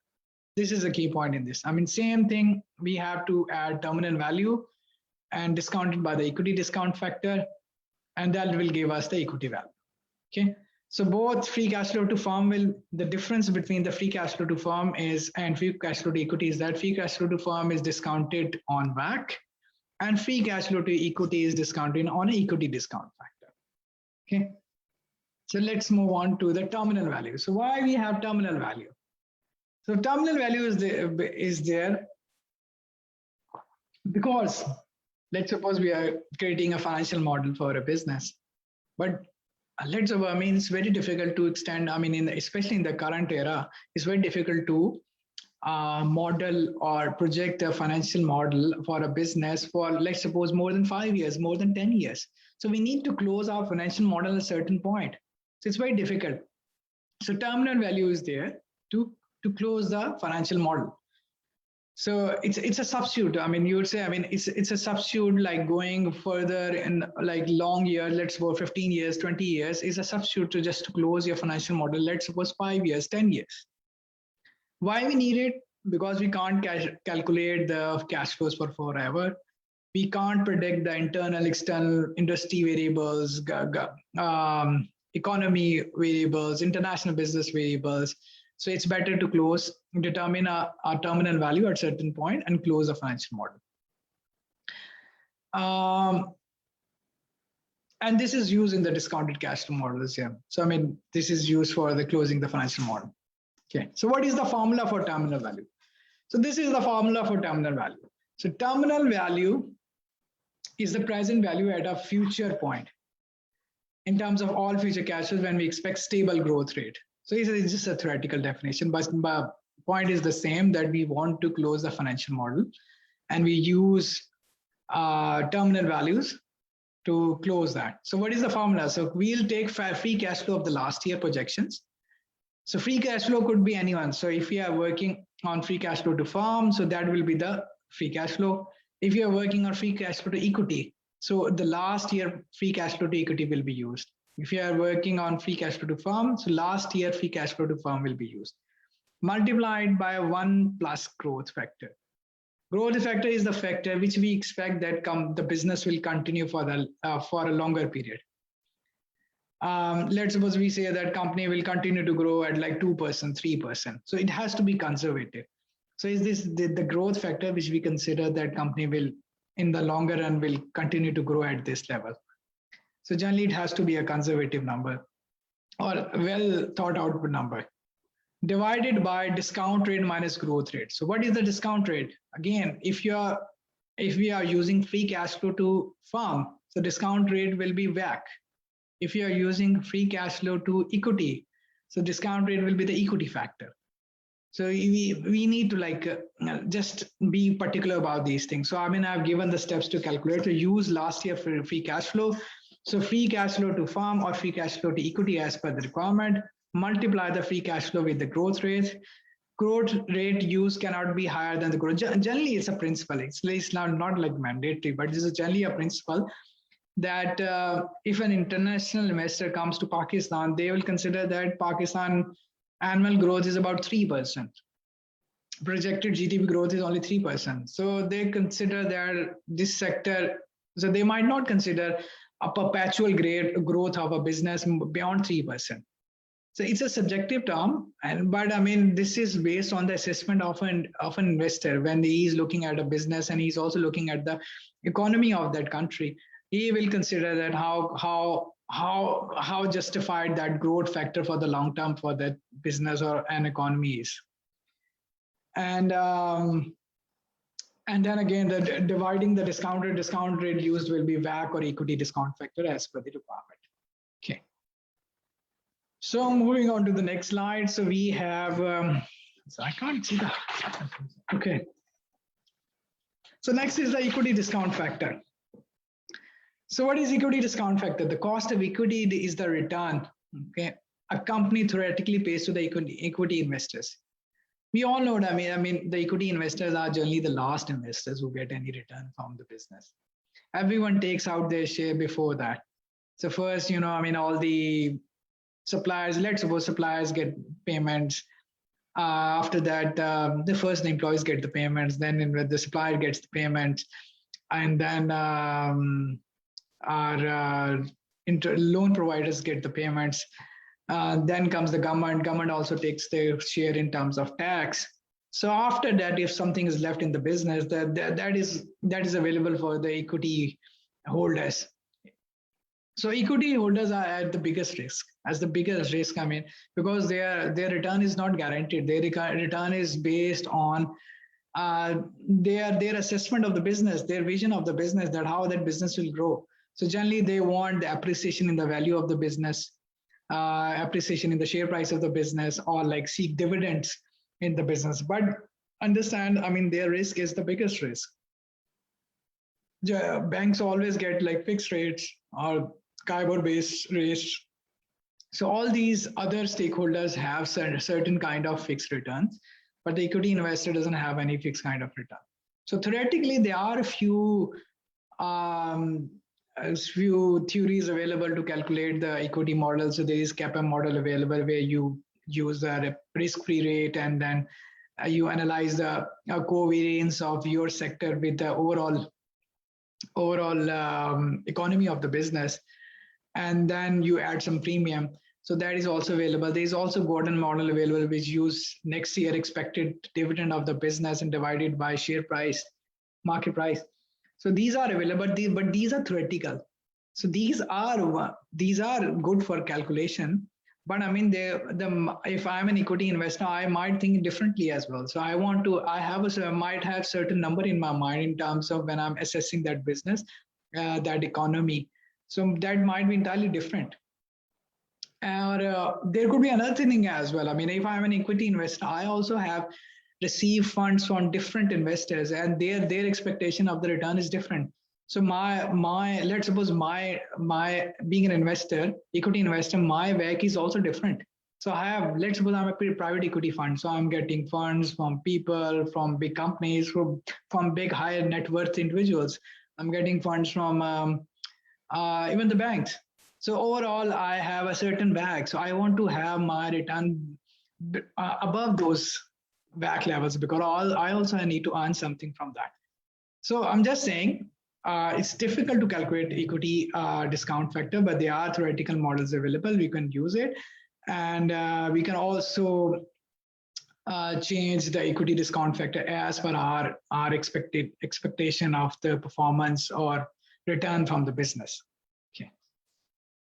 So WACC, I mean, WACC is quite easy as compared to, I mean, equity discount factor. You just need to create the weight of every funding up to the business, and so on the basis of that, you can calculate WACC. So WACC is the minimum return. So another point is which I was like highlighting as being an investor. So the WACC is the minimum return that a company must earn on an existing asset base to satisfy its creditors, owners, and other providers of the capital. So that's very critical. So I was giving you example of like I'm being a private equity investor. So I also have received funds from different investors. So on the basis of that, those investors, I'll determine my WACC. So, so I need to earn more than that WACC to get some return. So I can give return to those investors, and I also can earn something for myself, for my company. So WACC is easier to calculate. It's just like a WACC is weighted average cost of all the funding provided to the company, to the business. Okay. So this is so. I mean, these two slides I just pasted from the Excel file. This is just a working of a valuation. So this valuation, this summary, this working is showing that how free cash flow to firm is calculated, and then terminal value is added, and then I discounted those cash flows on WACC, and after that, so that's the enterprise value. So I got the enterprise value of 52 million, and then if I want to calculate equity value from this, I just deducted the debt from that. It's just working for you guys, for your information. If you want to just have a look, I mean, how that's been designed or like calculated, it's just for reference. And same also, I have example for a free cash flow to equity. So I use free cash flow to firm, then I taken the impact of debt movements like interest payments, debts, repayments, new debts coming in, and I discounted those with the equity discount factor. Okay. And here are some key numbers as well. Let's suppose, I mean, I'm just trying to calculate cost of equity. So risk-free rate is, let's suppose, 14%. Risk premium, what I want to earn from this business, because risk-free is, I mean, I can put the money in the bank and get the risk-free rate. So I just added some premium, like it's not a sum, it's like a big premium. And then the equity beta as well. I mean, how my business will move as comparison to the whole economy, all the businesses in the economy. So these are just some examples for you guys. I mean, how free cash flow to firm and free cash flow to equity are calculated. Then market-based valuation. So these are just a few ideas that people calculate after calculating the valuation of the company through discounted cash flow. They also use other methods just to get an idea. So like one method is like price to earning multiple. So we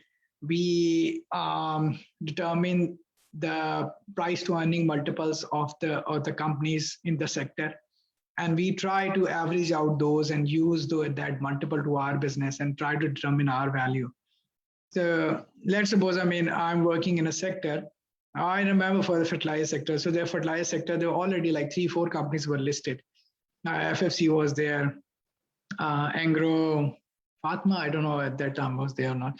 So I mean, they were like Dowd Hercules was also there. So I can always get their numbers. I try to determine what is their market price versus their earnings multiples, and then can also use that to determine, like, correlate my company's value. Okay, same. So there are other options available as well, price to book value. So definitely every manufacturing company has a big book value, or like a big asset base as well.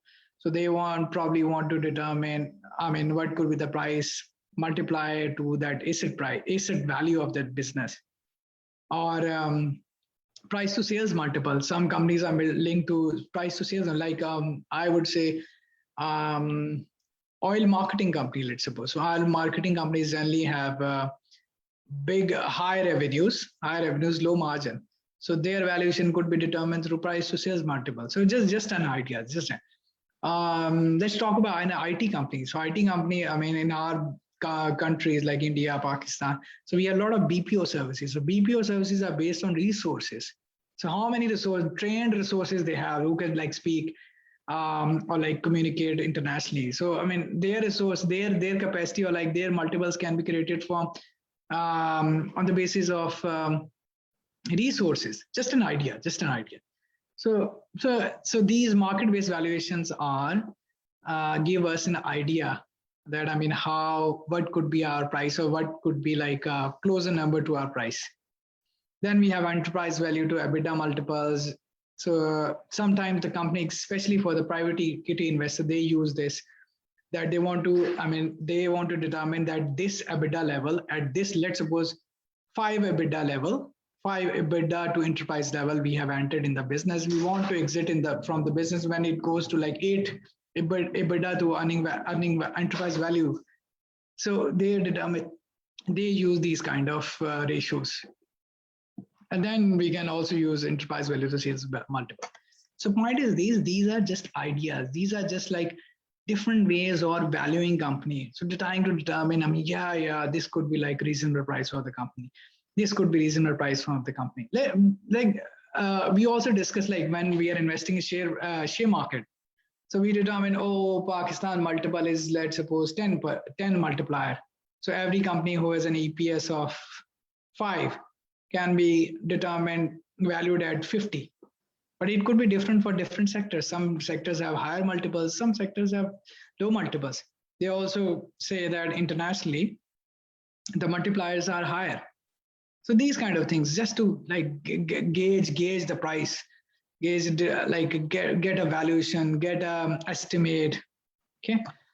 So I've just added the formula. So price to earning multiples. So company EPS multiplied by average price to earning ratio of the industry. Price to book value multiple, company's book value to average price to book value, average price to book value for the industry. Same goes for the sales. Sales could be a good ratio for the FMCG sector as well. So I'm just trying to think about different ideas, so that I can suggest you guys. But you guys are the key what I would say, the partners of your business, more about your business, and you can easily determine, if you have ideas, you can easily determine different ratios, which can give you a good gauge of the valuation of the company. So same or EV to EBITDA multiples, so companies EBITDA multiplied by average EV to EBITDA ratio of the industry. I also given the definition of EV, so enterprise value is based on market capitalization. So market capitalization is the share price and the share outstanding on the stock exchange. Then you plus it with the debt of the company. So this is the enterprise value. And then you reduce if you have extra cash. So EV to sales multiple as well. So again, reiterating on that factor, on that point that these are just different methods to determine or estimate the value of the business. And you might have a ratio which is more suitable to your business, to your sector. Okay, the next slide. So I just again given a snapshot of calculation, how I was calculating. So that's also available in the, this one is not probably available in the Excel file, but the other one is available in the Excel file. But a snap, just an idea. Okay, so how so now, if I'm going to the stock exchange, so I want to present those valuation to our investors that, on the basis of discounted cash flow, I'm getting this value. On the basis of multiples, market value multiples, so I'm getting this kind of this valuation. So so let's suppose I want to give a good reasonable judgment or good reasonable advice to the investor that I have determined, or I have calculated the price of the company or the valuation of the company on like 6-7 methods. So 2 are based on the cash flows, and then I also have the market-based valuations. And then I also have like similar transactions happen. Like if I'm listing a company in a textile sector, so I can say, recently, Panther Tire was listed. So let's suppose, so a tire company has been listed at this valuation. So there's an example, current example as well. So these kind of things. So, you can present to the investor, like there are 7-8 methods, 7-8 valuations. And then we can say, we'll give you this discount, and this is the like rough offer we like to offer. Rough price on which we like to offer that share. Okay. So it's just like creating a justification that we have presenting a reasonably informed company's performance. And on the basis of that performance, we expect the company valuation will be this. which is based on discounted cash flow, and then further adding to the adding the market-based valuation. And further, if we have some existing transaction which has happened for a similar business, for a similar industry, okay. These are just ideas. So, I mean, we also have book value to be compared. We also have market value. We also have replacement value. We also have comparison with the market transaction. So similar industry, similar transactions. So if the valuation been done or certain multiplier, we can always quote that. Okay. So moving on, last but not the least. Just quickly, I'll not spend too much time on that. But, so these are like some of the renowned financial models which are used in the corporate world. These are not limited. So you can always have your own calculation, your own decision making as per your business, as per your circumstances. So these are just generally used financial models in the corporate world. Okay. So generally we use like 4 financial models. 4 type of financial models. One, I always, I mentioned a lot in my presentation.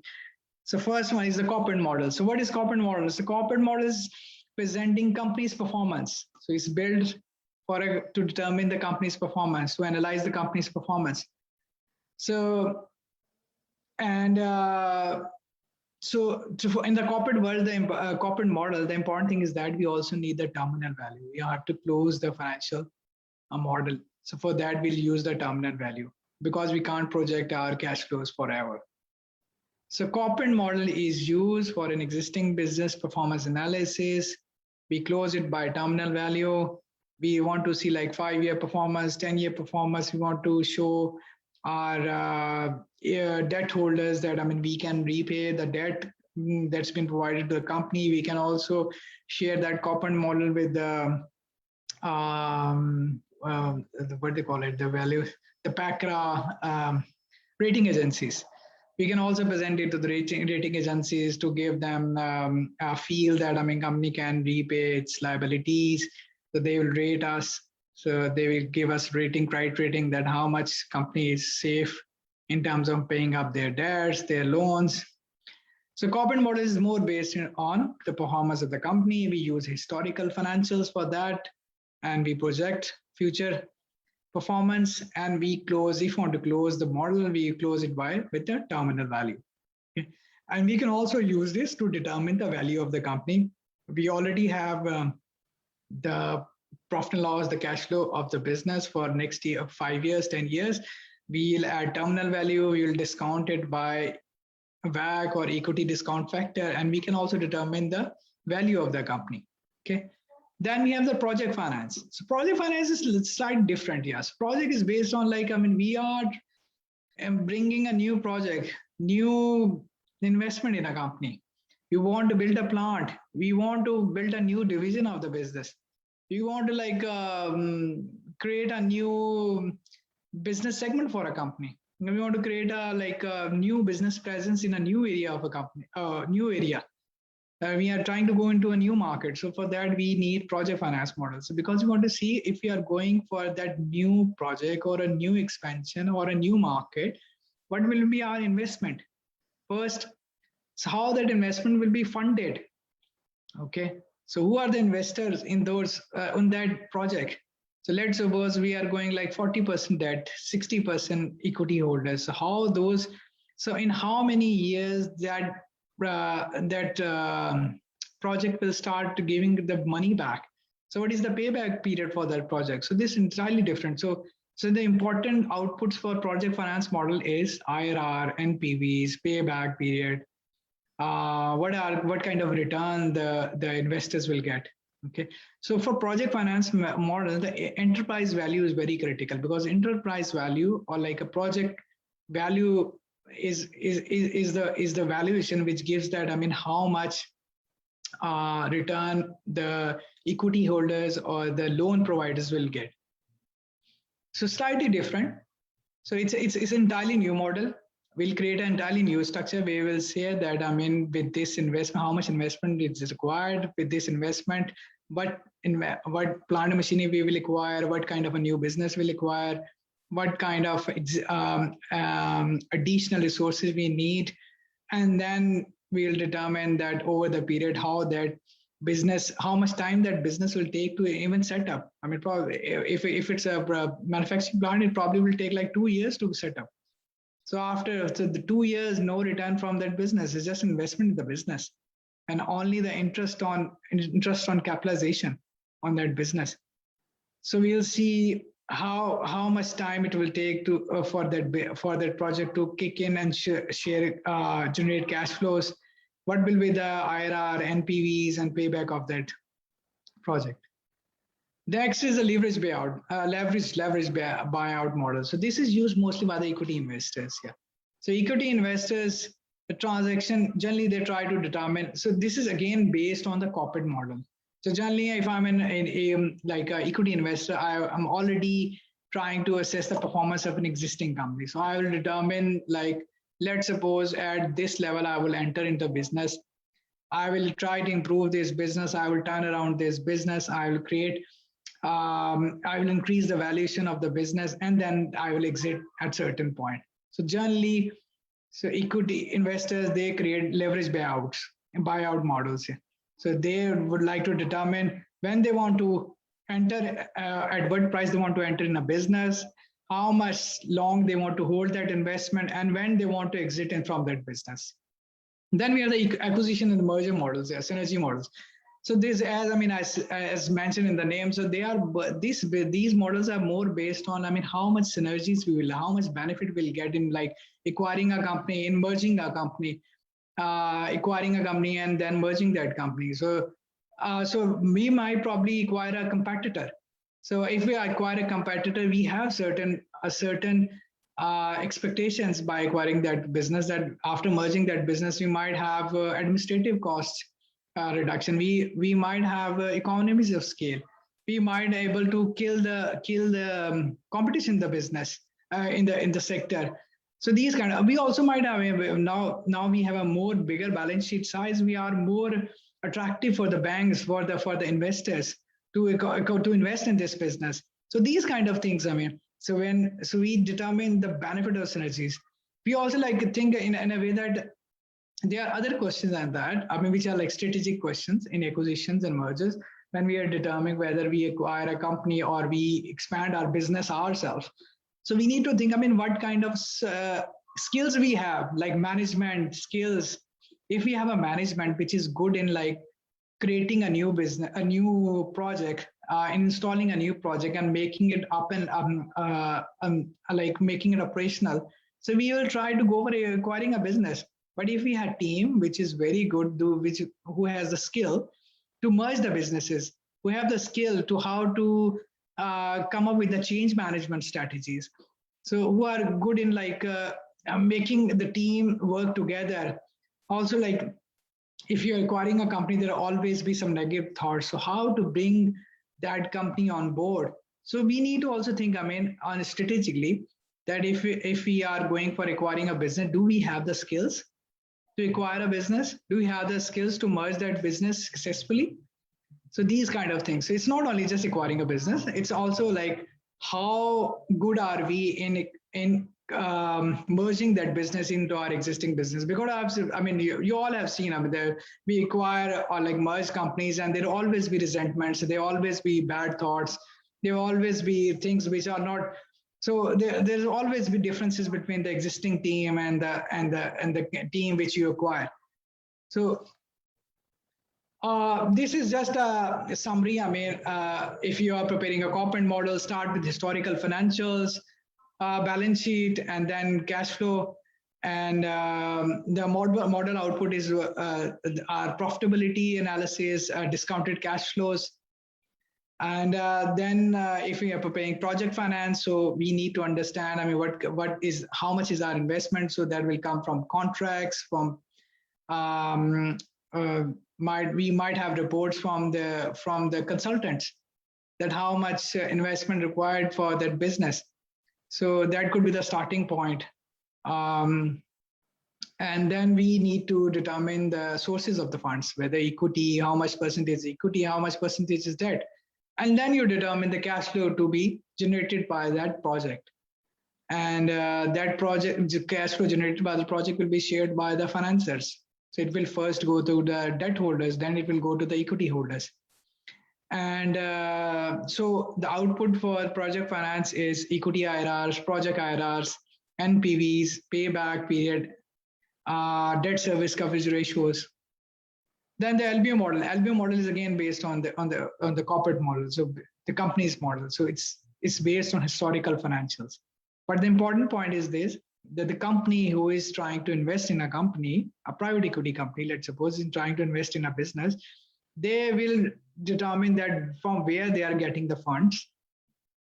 Okay, what is the value for the business? Okay, what is the right entry point? What is the right entry price for this business? And what is the right entity exit price for this business? And between that, they determine what could be the IRR they can get from this investment. And then the mergers and acquisitions. Merger and acquisition is again based on the historical financials, but we try to create a pro forma balance sheet and profit and loss of a merged entity. We try to determine that what kind of cost benefits, economies of scale benefits we'll get. And then we determine what is the impact on the total merged EPS, merged profitability, merged cash flows, merged valuation of the company. So we determine that. So it's like it's just different models serve for different purposes.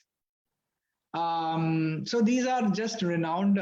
Just wanted to highlight few renowned types of financial models which are used in the corporate world. One is just based on the business performance. The other is whenever we are going for a new project, an expansion, we'll use then for the private equity holders, how they look into the models, into the performance of the business. And then the mergers and acquisition. Mergers and acquisition are more focused on synergies and what is the result, what is the impact on the overall EPS or profitability of the business. Okay. So we are moving towards the end of the presentation. These are just structures a bit. I got it from somewhere, so I thought, I should definitely have these. People might have benefit, or it might be used for people, different users. This is just a structure created, like sort of a presentation of how the different sheets will move. So this is for the corporate model. Then this is the structure of the sheet. You might have your own structure, but the important thing is that the worksheets are from revenue, expenses, capital expenditure, working capital. As I shown you in my Excel file, then the debt structures, the fixed asset structure, and then finally the income statement, balance sheet, cash flow, and the output. We can further have financial ratios, we can have valuations. This is for project finance models. To start with the contracts, with the sources of funds. That's the important thing. Other than that, it's just again how much time that project will take to kick in, and then how that project will, after getting operational, how long it will take for that project to give return or pay back the investment to the equity and the loan holders. This is just a structure. I'll just skip those.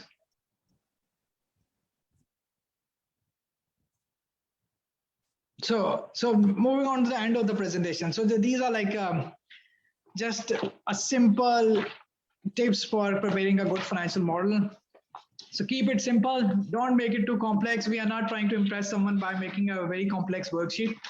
We are just trying to get a better result. We are just trying to estimate a good, reasonable, justifiable performance of the business. That's our goal. That's our goal. It's not, our goal is to impress someone with a very complex worksheet.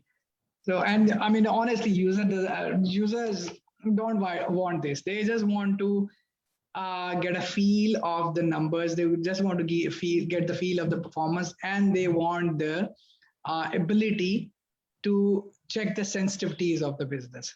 They are more interested in those things. They are not interested, how you create the model. They are more interested in determining that how different factors like internal variables, external variables that will impact the company's performance. Okay. So my suggestion is to just make it simple as you can. Have a clear idea what the users need. Yeah, that's very important. So we need to have our users in our mind. So I'm not the user, I'm the creator. So think like I'm a creator, but I'm thinking with reference to the user. So always have your user in your mind. Okay. And maintain a logical arrangement. So we are all expert in Excel. I mean, we've been using Excel for the last, like, let's suppose 15 years. So we all are like reasonably good in that. And I mean, nowadays, I mean, there's so much options available. So make a logical sheet, make a logical model, and make a model in a way that it would be easier for you to check if there is an error. So there has to be a consistent way of creating sheets for all the balance sheet and the profit and loss item, so that you can easily check, I mean, if you have any issue with the calculation or anything, so you can easily move around in the different sheets and I mean, easily can reach to the problem. But other than that, I mean, it's again, for balance sheet, I always suggest to create proper working from opening balance to changes to closing balance, and I always calculate the cash flows of all the balance sheet items. That's very important. Use balance sheet as an auditing tool. If the balance sheet is working, balance sheet is telling, then we definitely have a working model. And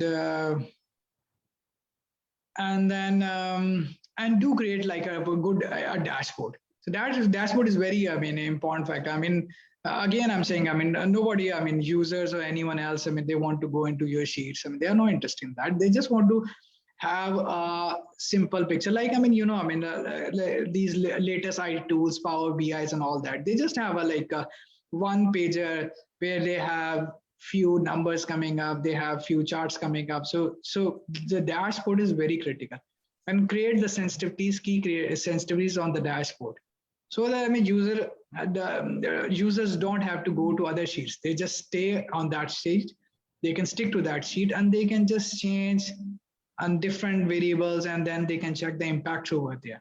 So dashboard, so creating a dashboard is very critical. So do focus on the dashboard, where you show critical things, critical charts, critical growth factors, critical performance of the business, critical ratios of the business. So I would suggest more focus on dashboard. And because even when you are evaluating the model, even you are checking the model, you will see that, I mean, the numbers doesn't make sense. So that'll more visible on the dashboard rather than going into the different sheets. So more focus on dashboard, even you play with the model. So that will help you to test your model again and again, and that will give you a good result. I mean, when you will be confident when you are presenting it. Okay, so what was our presentation? Today's presentation was, so first I discussed the financial models, their use. Then I went on to some strategic aspects in preparing financial model, where I wanted to discuss that the capacity, the changes in the business, in the markets, changes in the businesses, how those impact different businesses. So some strategic points which I discussed. Then I moved to the specific modeling tips for profit and loss and balance sheet items, for which I also have an Excel file. So that basic Excel file can be used as a reference. Then I moved to the corporate valuations. Corporate valuations were, so they were cash flow based valuations, they were market based valuations. So, but you again have to determine as per your business. Cash flow based valuation can be done for every business. But I mean, for market-based valuation, you need to understand your business, and then use a market valuation which is more relevant to your business. And then last, I discussed the types of financial models. So they were generally there are 3-4 models which I use. One is corporate model for the business company's performance. Then the project finance, because companies are always going into new projects, new expansions, mergers and acquisitions. And for the equity investors, there is a leverage buyout. Okay. So that concludes me to the end of my presentation. So I thought, I mean, I should go quickly and just try to wrap everything within 2 hours. So I hope, hopefully I've shared what I wanted to share with you guys. Theoretical information is always is available in the presentation. I wanted to add my experience, my 2 cents, my knowledge over the period, which I've learned over the period working for different companies, different projects.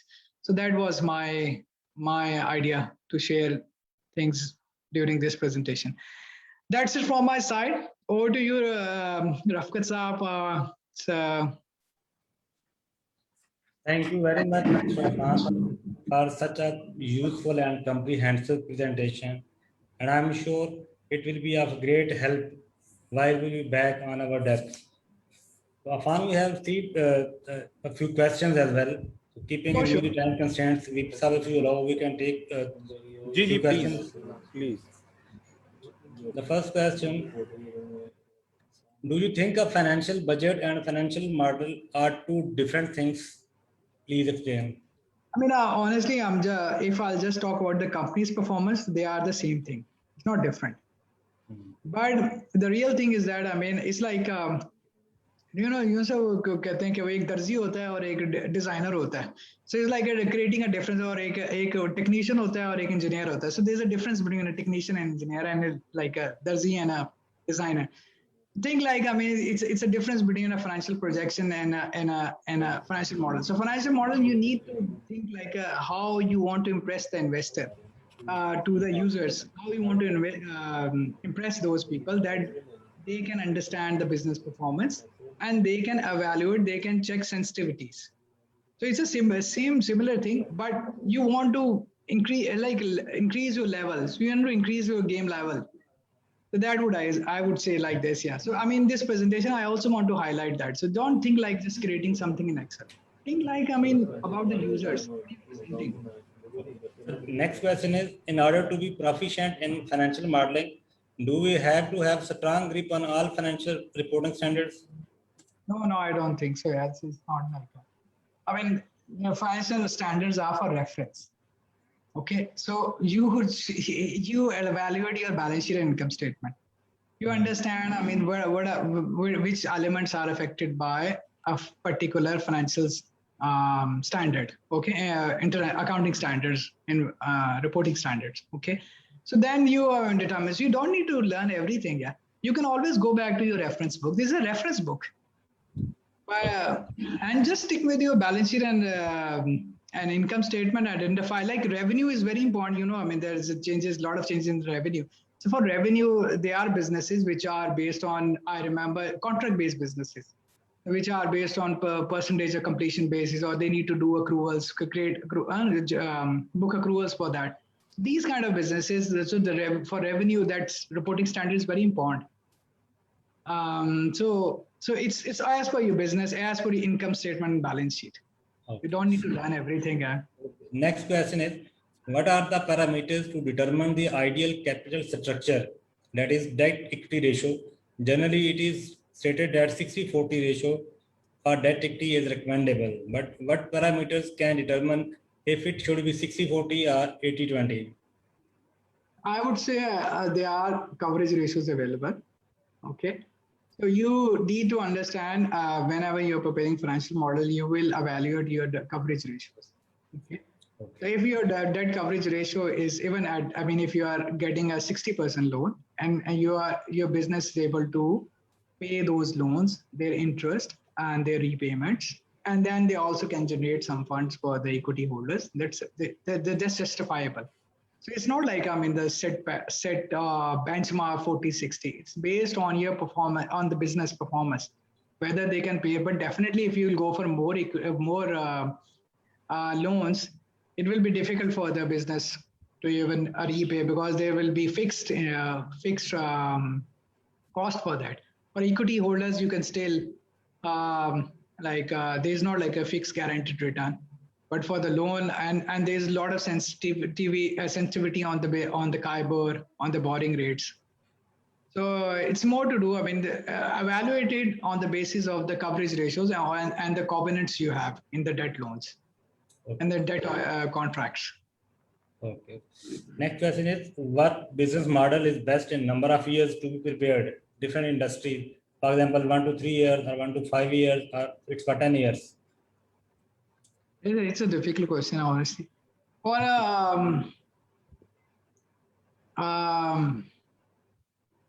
I mean, honestly, I mean, it's a very difficult question. But for a manufacturing company, you can definitely can create a 5-year model. You can create a 5-year model that will sustain, that is sustainable. But and the businesses where there is barrier to entries, so we can definitely create like 5 or 10 years model. But if there's business there where I mean the competitors can easily enter, you can't create a long-term business model. So you should stick to your business model to 5 years. But if there is a business which requires big investment, there's a lot of barrier to entry, and so definitely we can extend the financial model to 10 years. But it's a subjective. Okay. Next question: how the price to earning multiples can be used for valuation of a private limited company? Definitely. I mean, so I mean, for a private company, you will have listed companies in your sector. Just use the valuations of those listed companies, make an average, and use it for your company. So you are confident that those numbers are correct. Your private company's numbers are correct. Yeah, they are audited. I mean, you are confident those numbers are correct. So you can just use the listed companies' valuations, market price to market price valuation, and then average those, and then you can apply it on your company.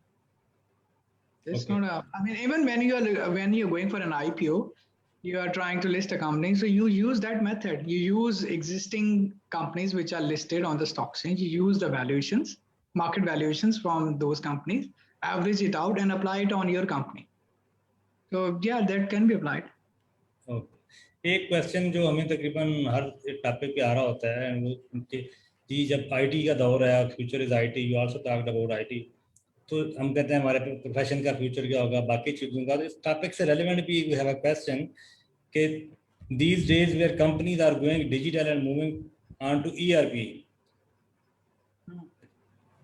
So ERP system, even for financial planning and analysis function as well. तो question basically वो ये करना चाह रहे हैं कि ERP में आपको ये जो फाइनेंशियल प्लानिंग है, even financial modelling, in some cases they are build in. So जो हमारी स्किल है उसका क्या उसमें कोई फ्यूचर में रेलेवेंट होगी नहीं होगी, या ये सिस्टम जनरेटेड चीज निकल आएंगे? Afan, do you know of any ERP that has that capability to deliver financial projections like a financial model? No, I don't think so. I think that has not as such been made.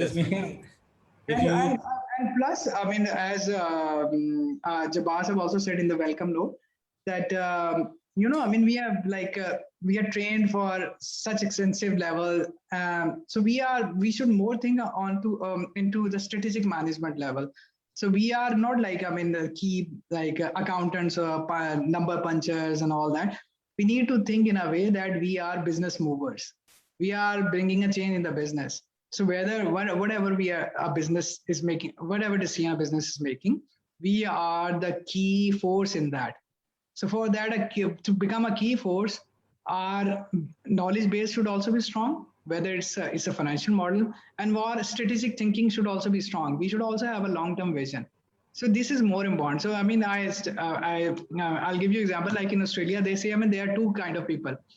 One is which are focused on attention to detail, and one which are more focused on the vision for future.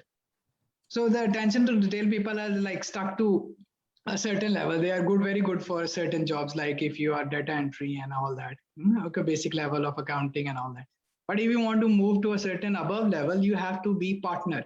You have to be business manager, whether you work for finance, yeah, but you have to be a business manager. You would need to be part of the business, okay, so that you can support the growth of the business. So it's not I mean, our profession is I think so. Our professional people will also evolve with the period. They will have more IT skills. It's like as simple as when we started. I mean, we ICAP started to gave us training of the वो जो उन्होंने IT की training थोड़ी बहुत शुरू कराई थी. So that was at a very basic level 20 years back. But nowadays, I mean, the new guys will be equipped with so many IT skills. They will be more skilled. Yeah, they can easily and they can use those analytical skills, analytical tools very easily.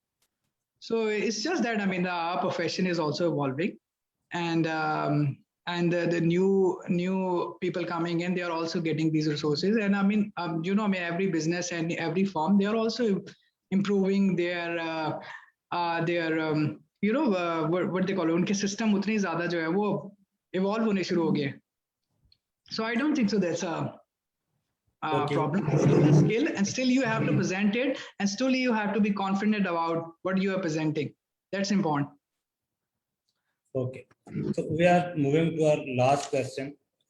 Is sensitivity analysis part of financial model, or we can add it as indicator purpose and keep check on factors that impact our business?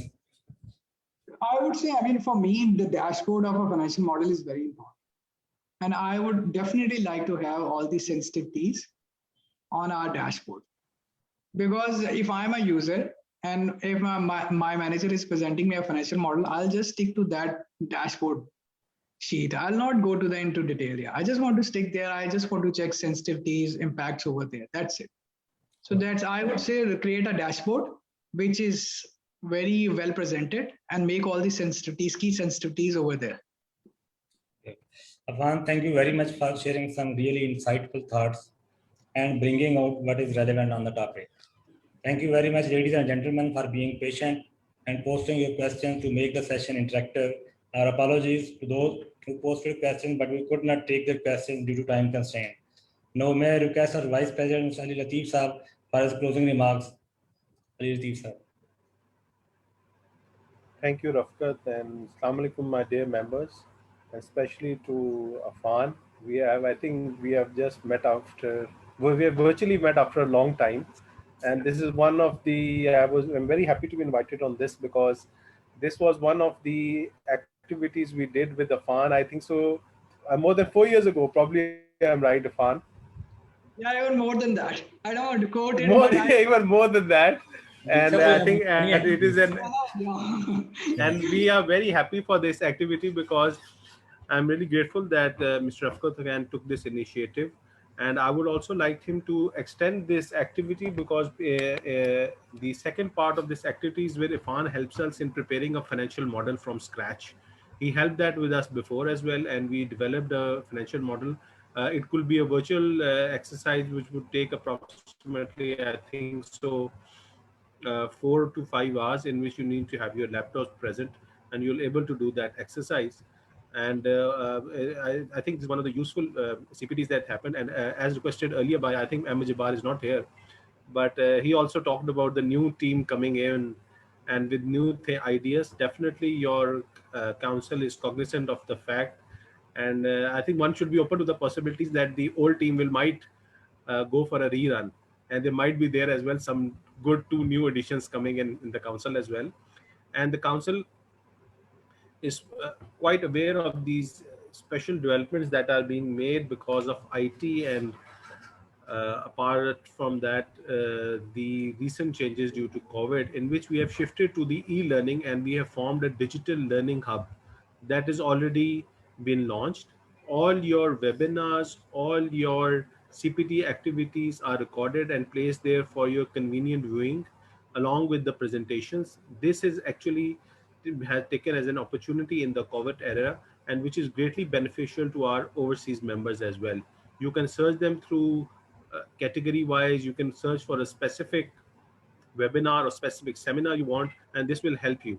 And along with Mr. Rafkat Hussain, of our chairman of the CPT committee, we are also planning to do a series of Excel driven seminars, which will be mostly on workshop based model, in which you will start from beginner to advanced level.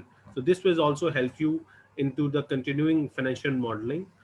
Just my few things I want to discuss today, especially after listening to those questions. I think there has been a long hearsay on the social media, and you should try to enjoy some good humor as well. But our profession is going nowhere. This is not going to go defunct. This is never going to happen. You chartered accountants, my dear brothers, are not bookkeepers. Somehow this, when accounting word comes to my mind, people think that we are doing some kind of double entry. I doubt if any chartered accountant has ever done double entry in his life. We hardly see it even in the during our articleship period, and we still, even on our first job, we don't do that. For that there is a different set of accountants that do that job. I don't want to blame that institute on an official forum. They are, God has made them probably for that purpose, and they are there for it. You are not that. You are not, you are in the role of CFOs. You are in the role now becoming CEOs. You are there as your decision makers. You are there for your guidance for the CEOs, the board. You have a very different strategic level and objectives. These can never be overcome through any kind of IT development or any kind of machine learning. So rest assured that is not happening. Yes, we will need to enhance our skills. ICAP is very cognizant of this fact. That is why a new syllabus is coming in. And do know that sometimes when there is a difference between the syllabus that is going to come in the meanwhile, with the help of the regional committees, we go for your trainings. They initiated SAP training. I myself, that is how we are going to enhance your skills. We are going to enhance them on the financial modeling aspect. We are going to enhance your skills on the IT based aspects. We are going to do that. That is why your institute is there for, and you should be rest assured that institute is making all efforts that that you are kept abreast of all the changes that are going to be happen and that are going to be in demand, whether now or in future. That is why CPT events are there in the first place, and this is one of the important roles that is played by the chairman CPD Rafkat and myself as chairman CPD in North. And that is, rest assured, we're there for. So don't ever think that somehow or the other our profession is a dying profession. No, it is just getting evolved, and similarly it will be evolved more with more IT coming into it. Audit will always be there. Just remember that how you do the audit might change. You'll be more, it can be more IT based. We might incorporate more information system audit. So rest assured you are in perfect hands. You spent your life doing a degree, and till now even chartered accountancy and the word chartered accountant is synonymous in success here in Pakistan, there in Middle East. So you, this is something you don't need to worry about. And I'm very happy with the participation. And this is one of the few seminars I'm ready to say I've attended in which the number of participants actually increased with the time. I remember the IFRS 9 and other seminars we had with Rafkat. Actually, the number of participants decreased, and it's a great, I think, compliment to Afan that some people joined in a bit later and they continued till the end. And I also like to ask my members to please go for your employment law scheme that has been launched by the institute. It will be really, it is a landmark actually benefit that is being offered only to ICAP. This is the first ever kind employment insurance in which you are insured against your 3 month salaries, that God forbid in case of loss of employment the insurance company will cover you. This was a dream of mine, and there was actually something we were endeavoring for the last 3 to 4 years, and this is one of the unique product that has been developed by this insurance or takaful company for Pakistan, especially for chartered accountants. And this is product has only been developed keeping in view the highest level of integrity of our members. And this is a testament to our profession that a unique product was developed in Pakistan just for the members of our institute. Thank you, Rafat, for giving me this opportunity, and I'm always there for the members.